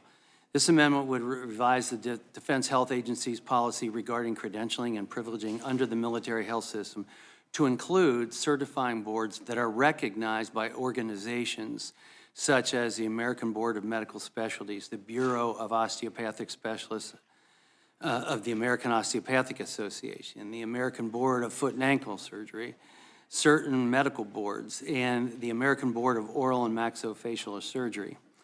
The goal is to recognize board certifications that may indicate a level of capability geared for the operational mission sets. Not just your degree, but what have you done further. Recruiting and retaining the best and brightest physicians of the armed forces is of utmost importance to the health and well-being of our military's greatest asset, our people. Every medical profession serving in uniform must have the knowledge, skills, and abilities needed to serve our people well and engage fully in the operational mission. Today, the military faces a tremendous shortage of physicians and surgeons, and it's essential that those in the armed forces meet the highest possible standard and have the training and certification needed to indicate that they are prepared for service, whether that be here at home or while deployed in the battlefield. The U.S. military must ensure optimal health for our nation's defensive forces. This includes all aspects of health care. Congress already recognized the important contribution of podiatrists to serving our nation's veterans by passing legislation as part of the Mission Act in 2018 to ensure that the VHA had all the tools it needed to recruit podiatrists, podiatric physicians and surgeons to work under the Veterans Health Administration. So now Congress needs to do the same thing for DOD to give it the tools it needs to support the health care needs of current service members. The Rules Committee found this amendment to be made in order last year, and since then we have worked diligently to refine it to give it the best chance of being made law after the conference process later this year. Another bill, number 1172, amendment that is, podiatric physicians and surgeons to the medical corps. My second amendment is simple. Place podiatric physicians and surgeons in the medical corps within each military department of the U.S. Armed Forces, active and reserve duty, to be on par with doctors of medicine and doctors of osteopathic medicine, similar to the civilian sector and in the VA. Doing so will increase recruitment and retention of the best within this specialty by allowing more appropriate slots for deployments, advancing medical training opportunities for continued professional growth, and more opportunities for promotion. I'm not now or will I ever ask for opportunities not earned. And while still serving here in Congress, and I was serving in the reserves, I was a surgeon at Walter Reed National Military Medical Center. But I was placed in the Medical Service Corps, not the Medical Corps. Ever since I came to Congress, I've worked tirelessly to try and make these changes to create opportunities as other qualified physicians and surgeons have. Podiatrists still in uniform reach out to me frequently about their being denied the opportunity to deploy in roles suitable for their capabilities and leadership roles as well, and to receive or being recognized when achieving advanced professional development training, such as advanced cardiovascular life support, advanced trauma life support courses. For the record, doctors of podiatric medicine, after pre-med in college and taking the MCATs, undergo a 4-year medical school curriculum, fully licensed to prescribe as MDs and DOs, undergo a 3-year surgical medical residency training, complete full physicals, can diagnose anything, and treat within their specialty realm, as all specialists do. How can we expect to recruit and retain certain medical specialists when they are denied the ability for advancement, growth, and service? I got opportunities in my career outside of the Medical Service Corps because I got a chance by people within the Medical Corps that gave me the opportunities that typically did not go to my profession. And I want to thank Congresswoman Terry Sewell from Alabama for joining me on Amendments 712 and 1172. We have a long history of working together in a bipartisan manner, and I appreciate her support. Lastly, number 428, COVID-19 infection and vaccination in the U.S. Armed Forces. I would like to ask the committee to make and order my amendment, number 428, requiring a DOD study on the immune response levels of service members to COVID-19 infection and vaccination. This is about our service members' health and readiness, as well as their faith in the institution charged to protect them. We owe it to our men and women in uniform to understand the performance of the vaccine, the impact of previous infection on the efficacy of coronavirus vaccines, and the results of infection and immunity on the body. Additionally, the research conducted by DOD could play a vital role in informing healthcare decisions, not only for our troops, but for civilians and people around the world. DOD is uniquely positioned to answer many of the questions that service members and civilians alike have about vaccine and natural immunity efficacy. My amendment would help ensure that the DOD is conducting this important and necessary research by requiring a study to test the blood of service members, which is done all the time, to collect data on the immune response generated by the COVID-19 vaccines, as well as prior infection, all along protecting all personal information. I ask that the committee make my amendment in order so that the full House can give its consideration to this important issue. It's time we give full transparency on this topic to the American people and all of our incredible servicemen and servicewomen. And I will note that the committee found this amendment to be made in order during last year's NDAA process. However, parts of the amendment were changed during conference to exclude some of this crucial blood data collection. I urge this committee to make this amendment and my other amendments in order. And thank you, and I yield back. Thank you, Dr. Wenstrup. Mr. Burgess? I'm sorry, Mr. Owens. Chairman Burgess. Burgess Caucus. Chairman Burgess and Ranking Member McGovern, thank you for the opportunity to testify on behalf of my amendment, H.R. 2468, the Mountain View Corridor Completion Act. I was pleased to introduce this legislation last year with the support of the Utah's entire congressional delegation. I represent some of the fastest growing counties and the fastest growing state in the union. The transportation infrastructure needs of our growing population is under substantial stress. Like many other growing states in the Intermountain region, Western region, the challenges from rapid growth are many. Adding to this reality is that over 2/3 of the state of Utah is owned or controlled by different federal government agencies. The absolute necessity of connecting communities over and across some of these federal-owned parcels at times create difficulties that require intervention and approval of the U.S. Congress. This bill addresses one of those situations. The Utah Department of Transportation, UDOT, has been anticipating significant population growth for decades, and over the last 15 years began working on a project called the Mountain View Corridor. The corridor connects eastern Utah County and southwestern Salt Lake County It transacts the military training installation of Camp Williams, which is managed by the United States Army National Guard. This existing road serves as the only public access to the headquarters of the Utah National Guard complex.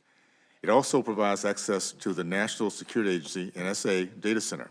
2/3 of the Mountain Corridor Corridor project has already been completed.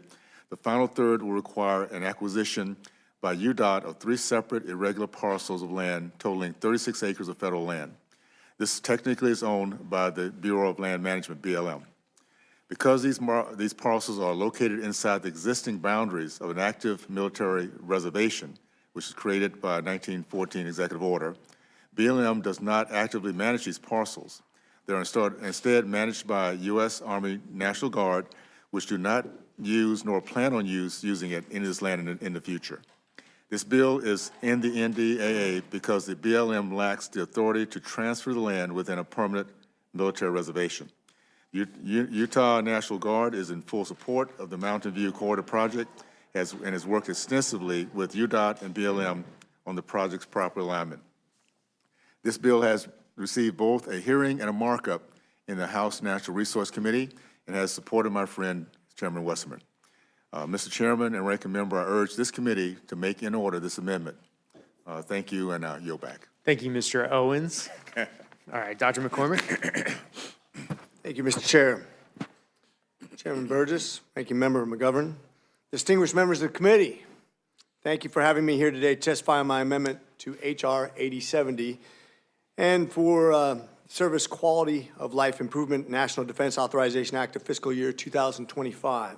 I want to start today by thanking Chairman Mike Rogers, Ranking Member Adam Smith, and members of the Staff Arms Service Committee for crafting this bill, which continues to fight for America's future.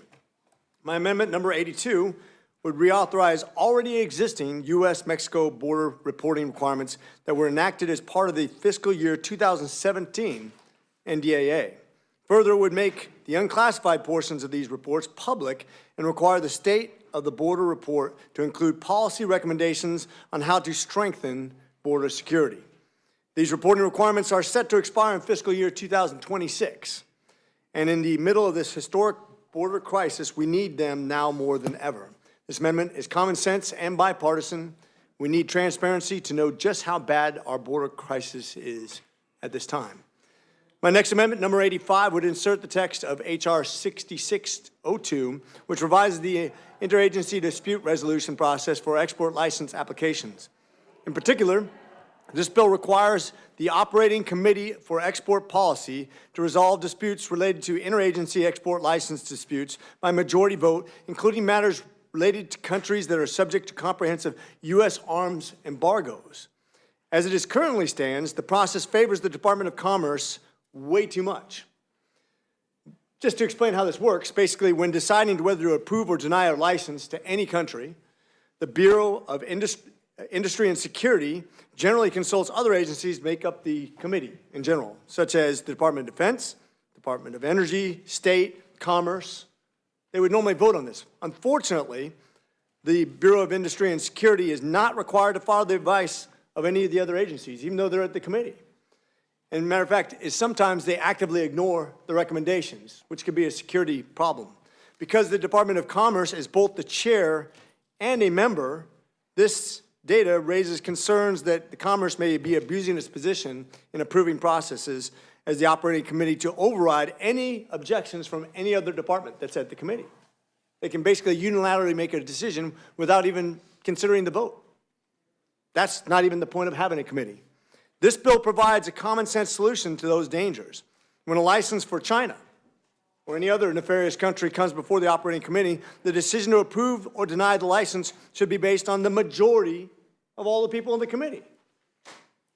Common sense, right? Defense, energy, commerce, all those people have legitimate concerns, and if there's a majority of people that have concerns, this is a nonpartisan issue. This is a security issue. It shouldn't be Commerce saying, we're going to do it, I don't really care what you guys say. That's really setting us up for failure. So I hope that we'll make an amendment so that all members have input and that majority actually decides rather than one committee. For H.R. 6602, passed by voice in the House about 2 months ago, this isn't controversial. Amendment number 201 would codify H.R. 8361, the Economic Espionage Prevention Act, which creates a three-pronged discretionary authority to sanction foreign adversary entities that materially support Russia's military and intelligence apparatus, violate U.S. export controls, and steal U.S. intellectual property. We've seen concerning reports that the PRC is filling critical gaps in Russia's defense capabilities, allowing them to reconstitute their military industrial base faster than we believed it was possible. All of this built on the no limits partnership between President Putin and General Secretary Z, declared between each other back in February 2022, days before Russia launched its attack on Ukraine. This is long overdue. We should hold Russians and Chinese accountable for their actions in destabilizing the free world. My next amendment, number 952, would update Section 565, which authorizes the Employment Navigator Pilot Program to provide a coordinated partner that is existing in the ENPP partner for the implementation of such program. I know that's a lot of word salad, but let me explain it just real briefly. This program is critical in aiding service members as they transition out of the military through the TAP program, and hopefully it is not partisan and it would be germane to the NDAA and thank you. NDAA. Thank you. My last amendment, number, it takes a couple doctors to say these things. My last amendment, number, sir, I'd like to reclaim my time. My last amendment, number 1060, would prohibit funds from being used by the military service academies to give out degrees and certificates of diversity, equity, and inclusion. Currently, West Point is awarding minors in diversity and inclusion studies, which is not helpful to our mission. We deal in executing a mission of lethality. I think we have always led the way in integration, always been the standard bearer for meritocracy. And if it's not broken, we shouldn't try to fix it. In closing, my amendments will strengthen our national security, enact stricter sanctions on our adversaries, and streamline our export control process. Thank you for your time, and I ask the Rules Committee to strongly make an order McCormick Amendments number 82, 85, 201, 952, and 1060. Thanks, Dr. McCormick. Appreciate it. All right, last member of this panel is Mr. Moylan. Thank you, Mr. Chairman and Ranking Member McGovern. Thank you to the committee as well. And I would like to bring your attention to a couple of amendments. First, the special attention to Amendment 725, which is co-sponsored by a bipartisan group of 14 other members. This amendment would extend and expand the Radiation Exposure Compensation Act program, also known as RECA, which expired last Friday. The program may have expired, but the fight does not. And for 34 years, RECA delivered compensation to victims of radiation exposure, victims who did not know about or consent to the dangerous levels of radiation they received. However, since 1990, many other victims across the country were left out of this vital program. Today, we now know of the many areas which were affected but never included. This is why my amendment would expand eligibility and finally deliver relief and compensation to these victims. Next, I have also offered amendments which would authorize the President to award medals of honor to 3 patriots and sons of Guam: Joseph M. Paris, Juan Ogo Blas, and Martin Manglotnia. These 3 Vietnam veterans served our nation honorably during the Vietnam War and are deserving of our country's utmost gratitude and honor. During the Vietnam War, Sergeant Joseph M. Paris and his unit were attacked by snipers near the Cambodian border. Sergeant Paris, without hesitation, shielded his fellow soldiers from the blast of a grenade, absorbing much of the lethal force of the blast. As a result of this attack, Sergeant Paris lost his right eye and severed his right hand. Sergeant Major Juan Blas led an attack with 150 men against an enemy camp in 1969. Sergeant Major Blas' unit took over 800 men. With Blas making 5 solo charges that day, however, during the conflict, Blas was shot in the chest by an AK-47. Despite this, Blas rescued and saved many of his fellow soldiers before being medically evacuated to higher echelon of care.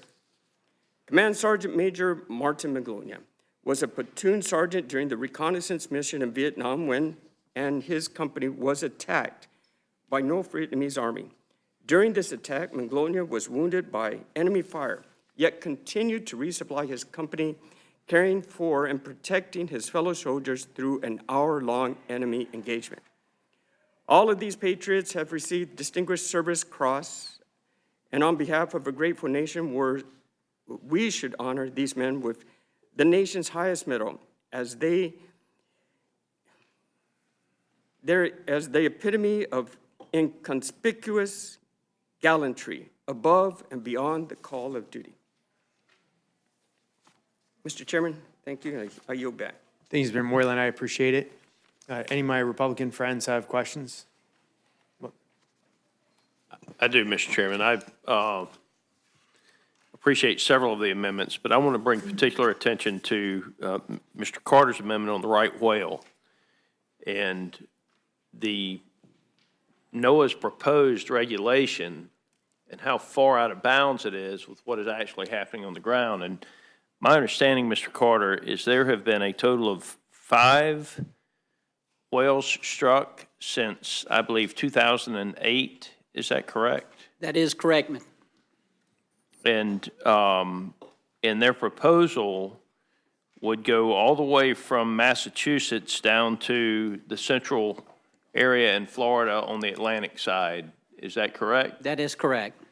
And it would set a speed limit at approximately 11 miles an hour to as far as 90 miles offshore.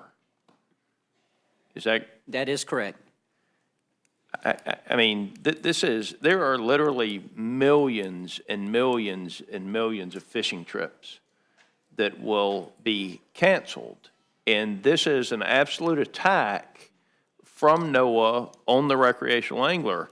And we saw this from NOAA in the Gulf of Mexico when they shut down the red snapper season and pushed it down to 3 days. And a group of us pressed back, and now the red snapper season, depending on what state you're in, but I think the state of Florida now actually has 100 days because the state scientists were able to prove that the federal scientists were actually wrong in their assessments. And so I very much appreciate the amendment. I would also suggest to you that while I just mentioned red snapper in the Gulf of Mexico, Mr. Carter, how many days is the red snapper season in the Atlantic? That would be 2. 1, 2. At most. And you can keep 1 fish. And so NOAA is wanting you to travel 11 miles an hour out to 90 miles offshore for the ability to keep 1 fish, potentially for 2 days. And if the weather's bad, maybe they'll give you another one, and maybe they won't. So I believe, I'm a conservationist. I love to hunt and fish. I believe in protecting our species for the next generation. And those of us who hunt and fish, we want game laws that allow us to go out on the water. We want game laws that are reasonable in protecting species. And, you know, I commend you for your amendment, Mr. Carter, and I hope we're able to do something with that as well as get an Atlantic coast fishing season.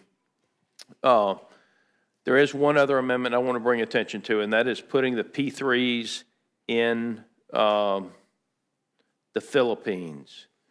So, as you know, China is probably our greatest threat, and I don't know I don't have that in front of me for the P3 Orion going into the Philippines. Mr. Moreland, what is your amendment number? Do you know off the? No, Mr. Scott, I don't have that off the top. Okay. Thank you. Well, can you speak to why it would make sense to put P3s in the Philippines? I mean, we have some in Japan, we have some in other areas. These are our sub-hunters. If you'd just like to speak to the issue of the P3 Orion, just why it's important to have that in the Philippines. Thank you, Mr. Scott. So currently, we do understand that the Philippines is facing the intrusions of their economic exclusive zone. We got the Chinese ships harassing Philippine vessels using water cannons as a weapon of trying to force the Philippines to relinquish their maritime claims. So maritime patrol aircraft will definitely help the Philippines enforce their claims and view what's occurring from the high seas. It would expedite the process of discovering what's really going on. And the U.S. Navy has almost entirely replaced the P-3 Orion aircraft with the modernized Boeing P-8. However, our surplus aircraft are still an upgrade over their Leonardo ATR-72s aircraft currently operated by the Philippines. So our P-3s would definitely help the Philippines over what they currently have and should help protect their economic zone. Make sure China knows we're not afraid of them and they don't own that water. Absolutely. Thanks, Mr. Scott. Any of my Democratic friends, Mr. McGovern? Yeah, Mr. Chair, I request unanimous consent to insert in the record statements from Rhett Budzinski in support of Amendments 275, 1165, and 725. I ask unanimous consent to insert in the record statements from Representative Doggett in support of his bipartisan amendments 390, 392, and 394.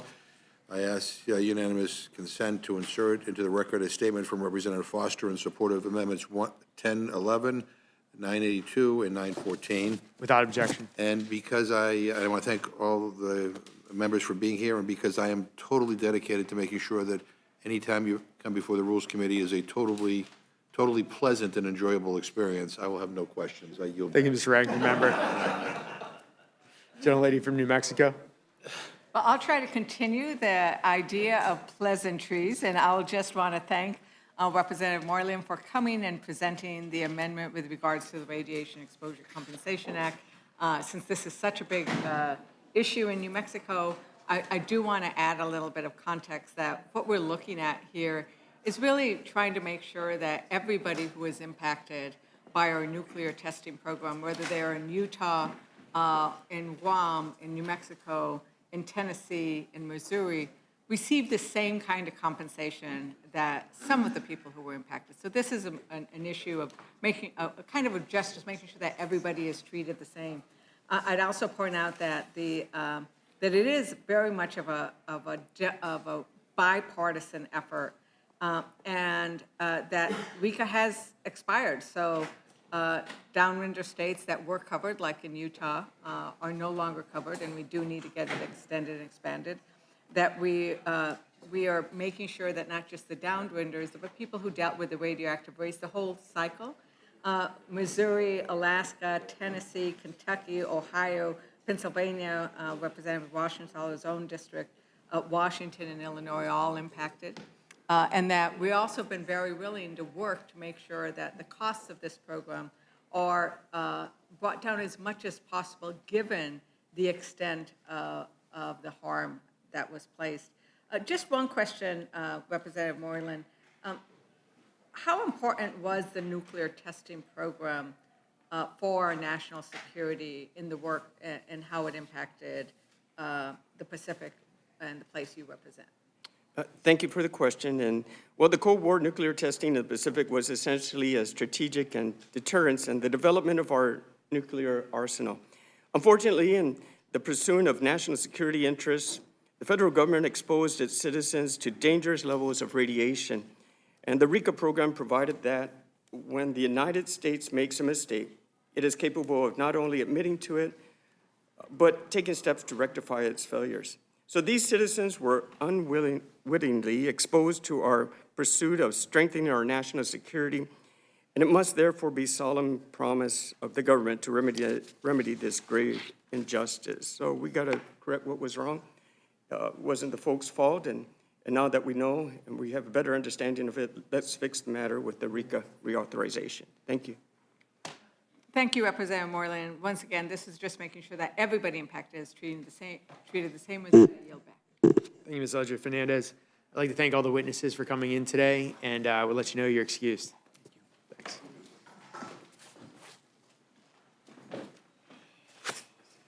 Glad to see you.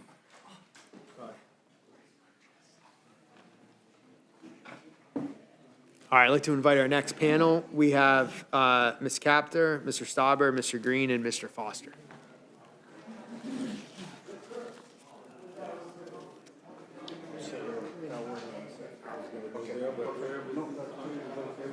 we have to go in order?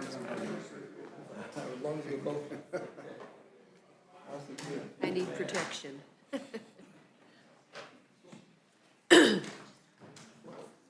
All right, I want to thank our witnesses. Ms. Capter, whenever you're ready, I'll yield to you first. Thank you, Mr. Chairman and members of the Rules Committee.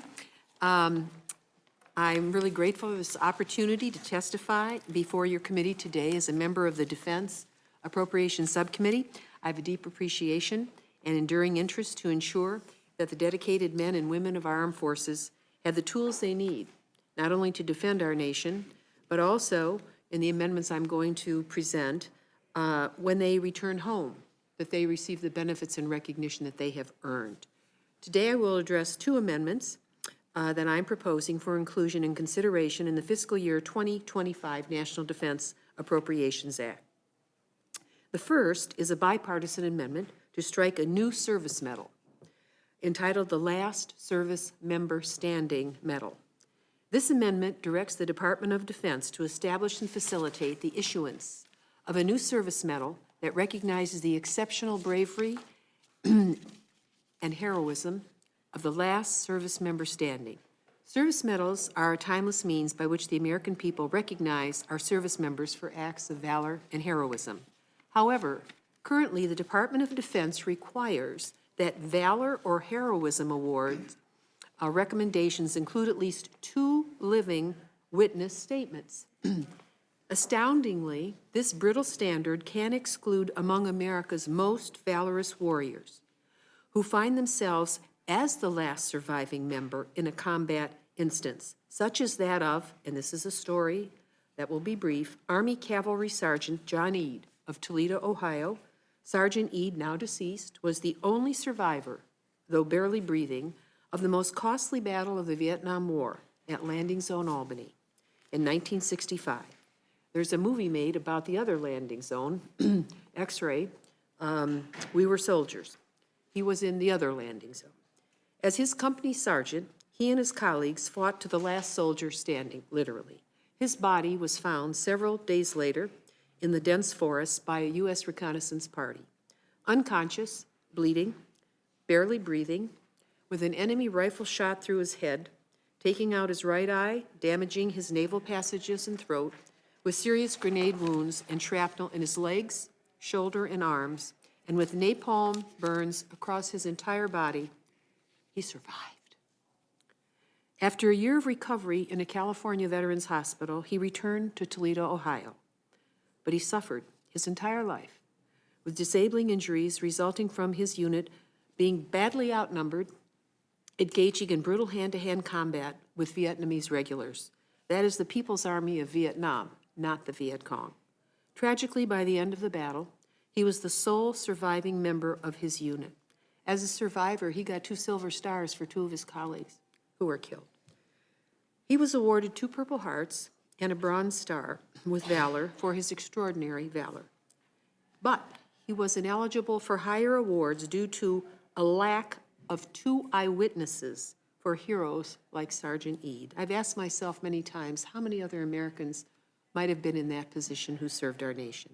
Existing regulations simply make no sense to address this gap, recognizing our nation's most wounded and valiant service members. Thus, Representative Judge Carter and I have introduced H.R. 6406, the Last Service Member Standing Medal Act, in November of 2023, and following its passage as a bipartisan amendment, we're looking to the FY24 National Defense Act. I again submit it for inclusion as an amendment to the FY25 NDAA. I also wish to address a second bipartisan amendment to renew the Ukraine Democracy Defense Lend-Lease Act of 2022. This amendment enables a resumption of the previously granted enhanced authority for our president to lend or lease military equipment and weapons to Ukraine in defense of their people and sovereign territory in the face of the illegal and unprovoked Russian aggression. The Ukrainian people are fighting fiercely not just in defense of their homeland, but in defense of liberty herself against the tyranny of Vladimir Putin. As Liberty's shield, together with our allies, we must stand with them against tyranny by providing every avenue of support available, including through the authorities afforded in this amendment. Thank you very much, all of you, for the opportunity to speak today, and towards this end, I seek your committee's authorization to bring these amendments forward to a vote so they might proceed to the House floor for consideration as part of this vital legislation that authorizes funding for our national defense, both at home and abroad. Thank you. Thank you, Ms. Capter. Mr. Stauber? Thank you very much, Mr. Chair, Ranking Member McGovern. This year, I'm offering 10 amendments to H.R. 8070, the Service Member Quality of Life Improvement and National Defense Authorization Act. The topics of these amendments range from job creation and national security to veterans benefits.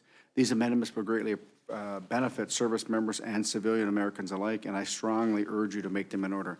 My first amendment, number 355, will require the Coast Guard to identify vulnerabilities left by closing down the Coast Guard Station North Superior in Grand Marais, Minnesota, and require the Coast Guard to create a roadmap to address the vulnerabilities identified.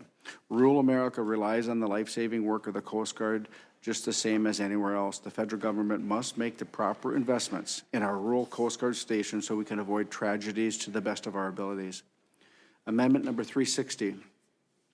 This will allow the Navy to solicit contracts from non-home port shipyards for maintenance work should the shipyards meet the Navy's requirement for ship repair work.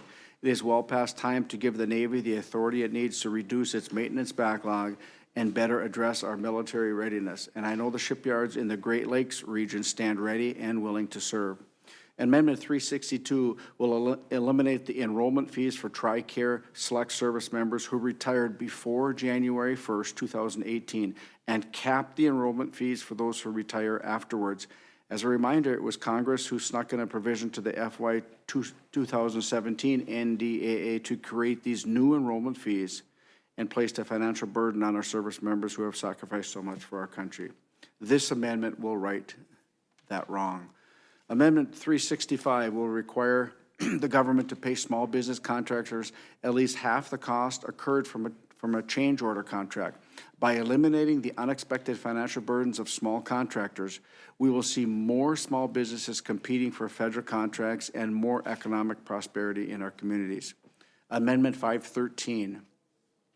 This amendment redirects defense-wide research and development funding to demonstrate a high-pressure water jet cut-and-capture system for removing sea-dumped munitions. This technology has been identified by the U.S. Army as the most suitable solution to address the threat posed by munitions off U.S. coastlines. Amendment 1005 directs the Secretary of Defense to issue a report on the effects that limiting domestic iron and steel production has on our defense supply chains, along with the risk of relying on foreign actors. Amendment 1016 ensures that we have a reliable source of steel for our defense needs. The United States has won world wars because of the vast natural resources in my district. Right now, the Secretary of the Interior has taken steps to ban taconite and critical mining development in my district. This amendment would prohibit the Secretary of the Interior from issuing such a withdrawal if the Secretary of Defense finds it would harm the defense supply chain. Amendment 1025, that reverses a 2023 mineral withdrawal in my district, which threatens our national security by furthering our reliance on foreign rivals. America is import reliant on the raw materials we need for everything from fighter jet tracking systems to equipment for our troops. Amendment 1049 would streamline environmental reviews for projects that provide critical minerals for the national defense stockpile. It would do so by requiring the Secretary of Defense to properly consult with the head of agencies participating in the review. In recent years, federal land management agencies have not properly prioritized the environmental reviews of national security interest projects, and many of these projects are delayed indefinitely, leaving us vulnerable. And lastly, Amendment 1148 creates a new categorical exclusion for feasibility studies, pre-feasibility studies, or preliminary market studies for critical mining projects that receive funding from the DoD. For most projects that would be eligible for this new CADEX, cooperating or participating federal agencies are already completing these studies. This CADEX would simply waive duplicative requirements and help the Pentagon source critical minerals to meet our strategic national security needs. I ask that all my amendments be made in order, and Mr. Chair, I yield back. Thank you, Mr. Stauber. Mr. Green? Thank you, Mr.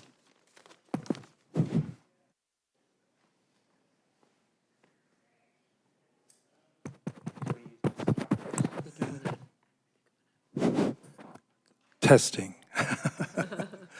Thank you, Mr. Chairman and members of the committee. I commend you and appreciate greatly the time that you put in to hear the many amendments that you will hear. I have 4 amendments, and I'd like to walk through them rather quickly. The first is Amendment number 118-36. This is an amendment honoring the 25th Army Corps. The 25th Army Corps went into Galveston, Texas, before General Gordon Granger. General Gordon Granger went into Galveston to read and issue General Order Number 3, letting the enslaved people know that they had been emancipated pursuant to the Emancipation Proclamation. Unfortunately, history has not made note properly of the heroism of the 25th Army Corps. They were brave persons, but they were also former slaves, about 1,000 of them, who went in to make it possible for General Gordon Granger to read General Order Number 3. I think that this provides us, this NDAA, provides us a great opportunity to accord them the honor that they richly deserve and have earned, the 25th Army Corps. The second amendment is the amendment for the URL, the Universal Residential Loan Application. This loan application has language in it indicating that a person, if you qualify as a veteran, that you may qualify for a VA home loan. The language is below the line where the veteran signs. We'd like to have it elevated above the line, believing that if it is above the line, it is more likely to be seen and acted upon. The next is the Army Sergeant Major Milton Holland.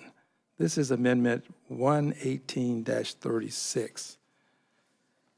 Milton Holland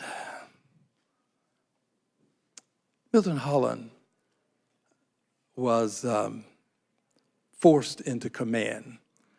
All of the officers above him were either killed or injured such that they were incapacitated and could not take command. He took command. He led the troops into battle, and as a result, he was awarded the Medal of Honor. He was also given a battlefield promotion to captain. Well, the Medal of Honor he was able to retain, but once it was discovered that he was a person of color, the battlefield promotion was denied him. I think that we should restore the battlefield promotion that he earned at a battle that cost many lives and allowed him to move forward. This was at Chaffin's Farm. Next, we have one that passed the House but did not pass the Senate. And this is honoring our World War II merchant mariners who were a key link in the supply chain. They have been denied what I believe they richly earned, and they earned it by virtue of putting their lives at risk. Many of them died. They were supplying the forces with the various needs and necessities of life and the necessities to maintain the war. And they were not armed. They were subject to being torpedoed. Many were. Many lost their lives. But they were not given the benefits that other members of the armed forces were given. And I believe that they should receive an authorization to receive benefits. Most of them in their 90s now. If we don't do it now, every year that we fail to do this, we lose additional members of the Merchant Mariners Force. And at some point, there won't be anyone to show the kind of appreciation that a great nation should show. So I'm asking that we acknowledge them by allowing this NDAA to indicate that they should be awarded an amount that we have calculated to be about $25,000 per person. And given that there are not that many of them, we're talking about 30 to maybe less than $50 million, depending on who's counting and how you count. But my hope is, and my prayer is, that we will do something to show them the respect that they have earned. This is amendment number 118-36 for the merchant mariners. I think that all of these are worthy of consideration. I would not want to put one above another, but I do talk to the merchant mariners quite regularly, and they make constant appeals for some recognition that they did not receive the home loans, the compensation for unemployment, all of the things that others did. I greatly appreciate you hearing me, and trust that we will get some consideration for all of them, not singling out the merchant mariners, but they have singled me out. So I ask on their behalf. Thank you. Thanks, Mr. Green. I appreciate it. Before we get to Mr. Foster, Mr. Stauber has to leave the manager on the floor. So does anybody have questions for Mr. Stauber so we can get him dismissed? All right, seeing no questions. Thank you, Mr. Stauber. Appreciate it. Thank you very much. And then, Mr. Mafum, you want to come? Okay. All right, Mr. Foster. Well, good afternoon. Thank you, Mr. Chair, Ranking Member McGovern, and members of the committee for allowing me to testify. I'm here to request the committee include the following three provisions in this year's NDAA. First, Amendment 1011 to repeal the prohibition on New START treaty information sharing. Secondly, Amendment 928 to designate NNSA as the technical nuclear forensics lead. And third, Amendment 914 to explicitly authorize $40 million for continued research and development of low-enriched uranium fuel for naval propulsion.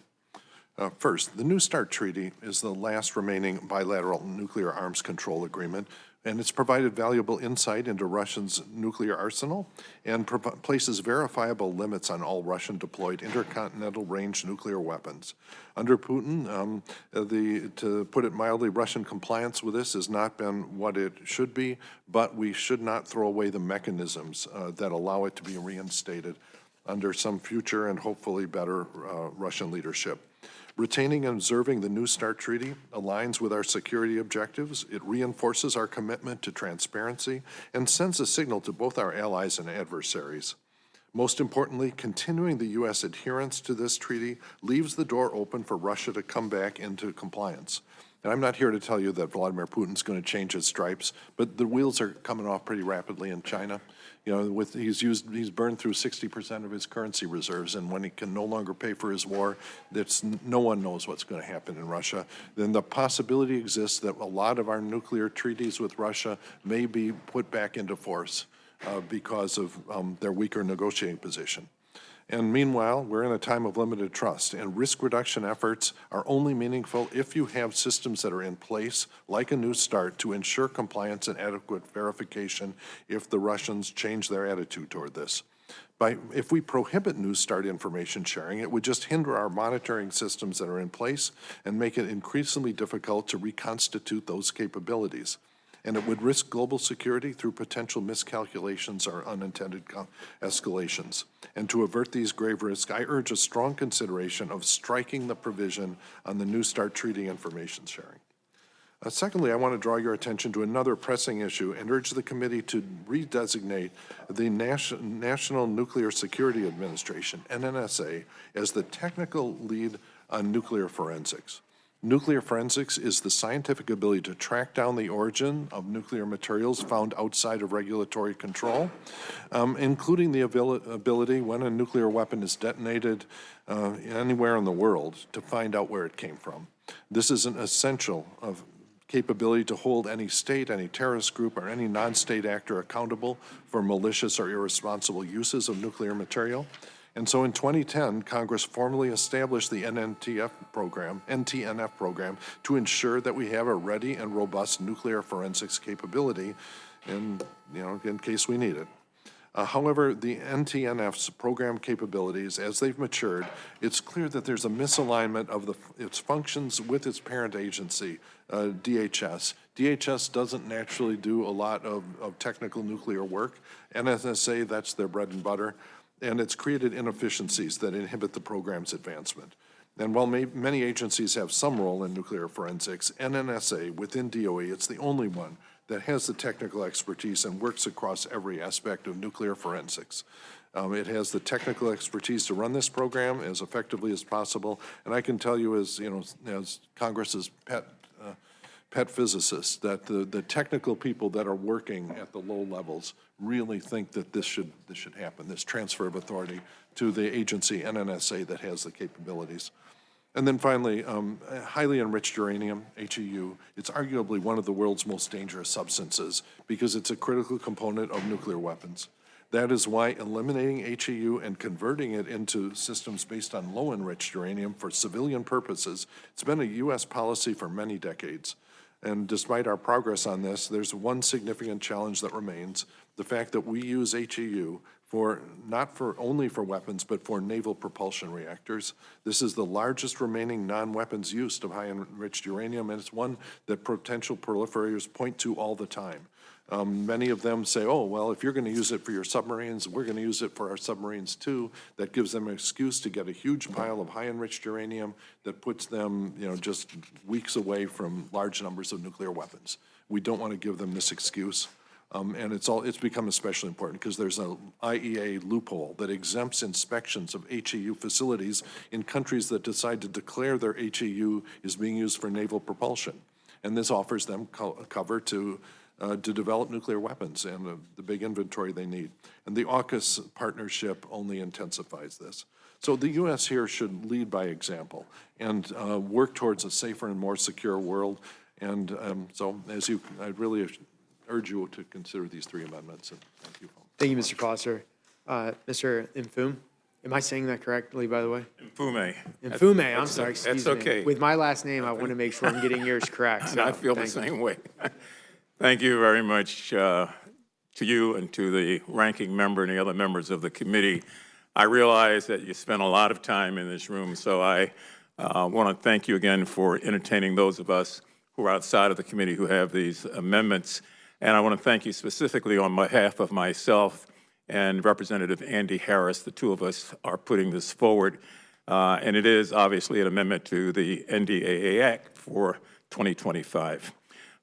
All of you should remember that our nation experienced a terrible tragedy in the morning of March 26th of this year when a large cargo ship called the Dolly collided with the Baltimore Francis Scott Key Bridge, leading to the tragic loss of 6 lives and contributing to a major disruption in the nation's supply chain.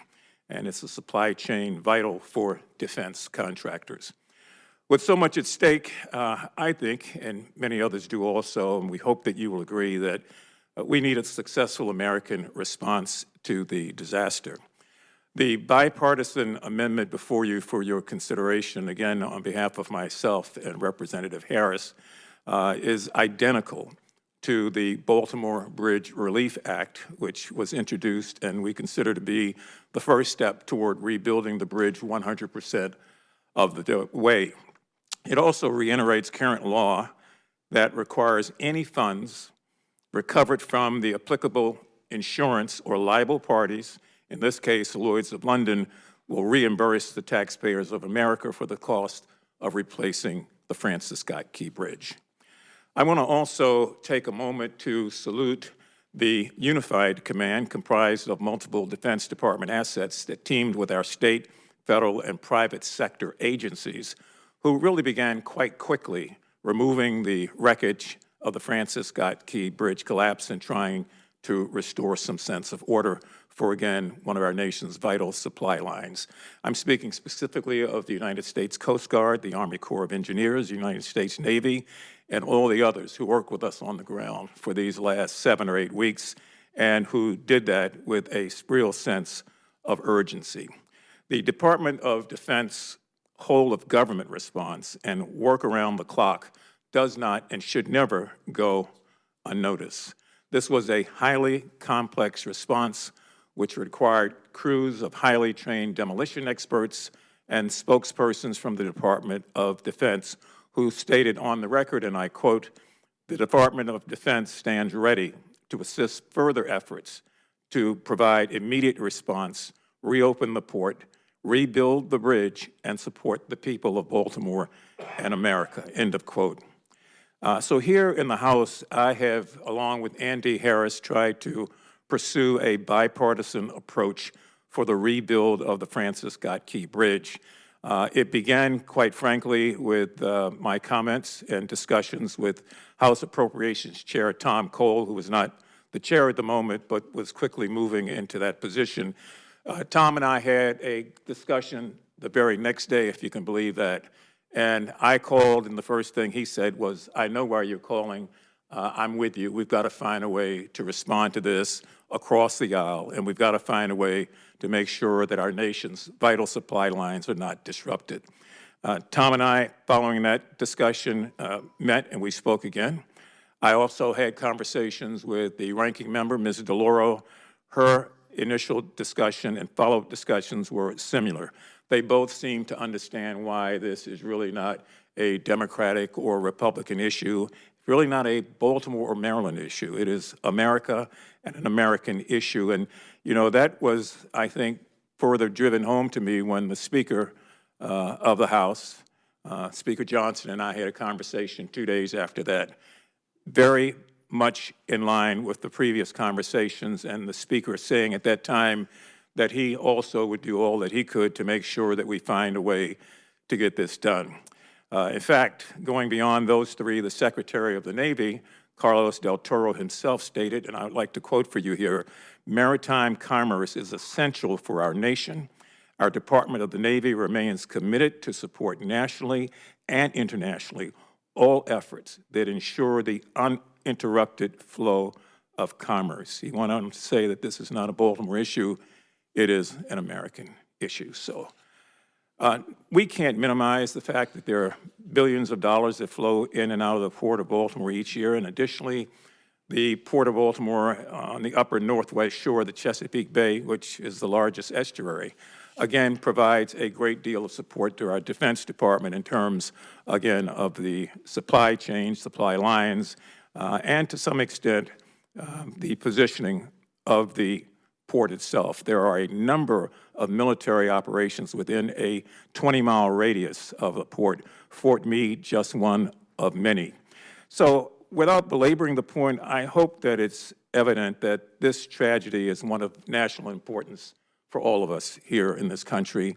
And I would urge members, as you go through the task of assessing, finding all of these in order or out of order, applying the germane rule, that you would look at this particular situation for its uniqueness and that you would find a way to support making this amendment in order. Mr. Chair, I would yield back the remainder of my time and happy to respond to any questions that the committee may have. Thank you, Mr. Mfume. Do any of my Republican friends have questions for this panel? Mr. Norman? What is your understanding of the bridge, the lawsuits that are coming, and how do we deal with every other state that, in their own way, has a catastrophe? When we get money, the federal government doesn't have the money. How do we, what's your thoughts on that? Well, first, it's a very good question that most people are not asking, so I really do appreciate it. In this particular case, Lloyd's of London is the insurer. They've already pretty much said if this gets litigated the way we all anticipate it will, that this will be the largest settlement that they would ever have to be responsible for. So I think more than anything else, the first thing is to know that these are not monies out the door, that the Bridge Act itself requires and states as a part of the legislation that all funds, as I said earlier, obtained as a result of litigation from the insurer or other parties goes back into the American treasury so that taxpayers are made whole for it.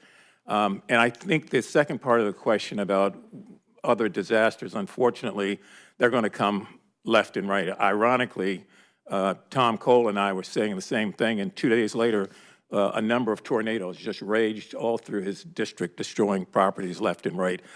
I don't want to tell the committee how to think, but I believe that we just have to judge each one as they come, understanding that America has a limited amount of money, but also an unlimited ability to respond, to recognize the pain and the hurt in some of the instances where there is large loss of human life. And in this instance, to protect our supply chain and the defense contractors that rely on that to be able to do their job. Okay, thank you. Thank you. Any of my Democratic friends have questions? Yeah, I just want to thank the panel, and I support all your amendments. And I want to ask unanimous consent to insert in the record a statement by Congresswoman Sheila Jackson Lee of Texas in support of a number of amendments she's offering. Without objection. All right, well, thanks. I want to thank you, Mr. Green, yeah? Yes, if I may, I do beg that you would give me just 10 seconds. I failed to mention Ms. De La Cruz of Texas, 15th Congressional District. She is the lead sponsor on the URL legislation that I called to your attention, and I want her to get the credit she deserves. Thank you. Thank you, Mr. Green. I appreciate it. I want to thank the witnesses for their testimony. You're dismissed.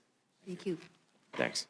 All right, without objection, Representative Glenn Grothman, Representative Pat Fallon, Representative Jennifer Gonzalez-Colon, Representative Wesley Hunt, Representative David Kustoff, Representative Roger Williams, Representative Jay Obernolte, Representative Jim Baird, Representative Chris Smith, Representative Paul Gosar, Representative Brian Mast, Representative Laurel Lee's written testimony will be included in the record. Is there anyone else seeking to testify on H.R. 8070 or the reports to accompany the resolutions recommending that the House of Representatives find U.S. Attorney General Merrick Garland in contempt of Congress? Seeing none, this closes this portion of the hearing. Without objection, the committee stands in recess, subject to the call of the chair.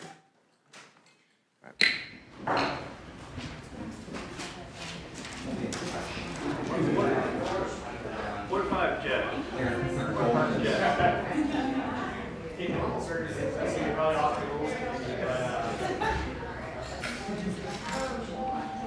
Then I object.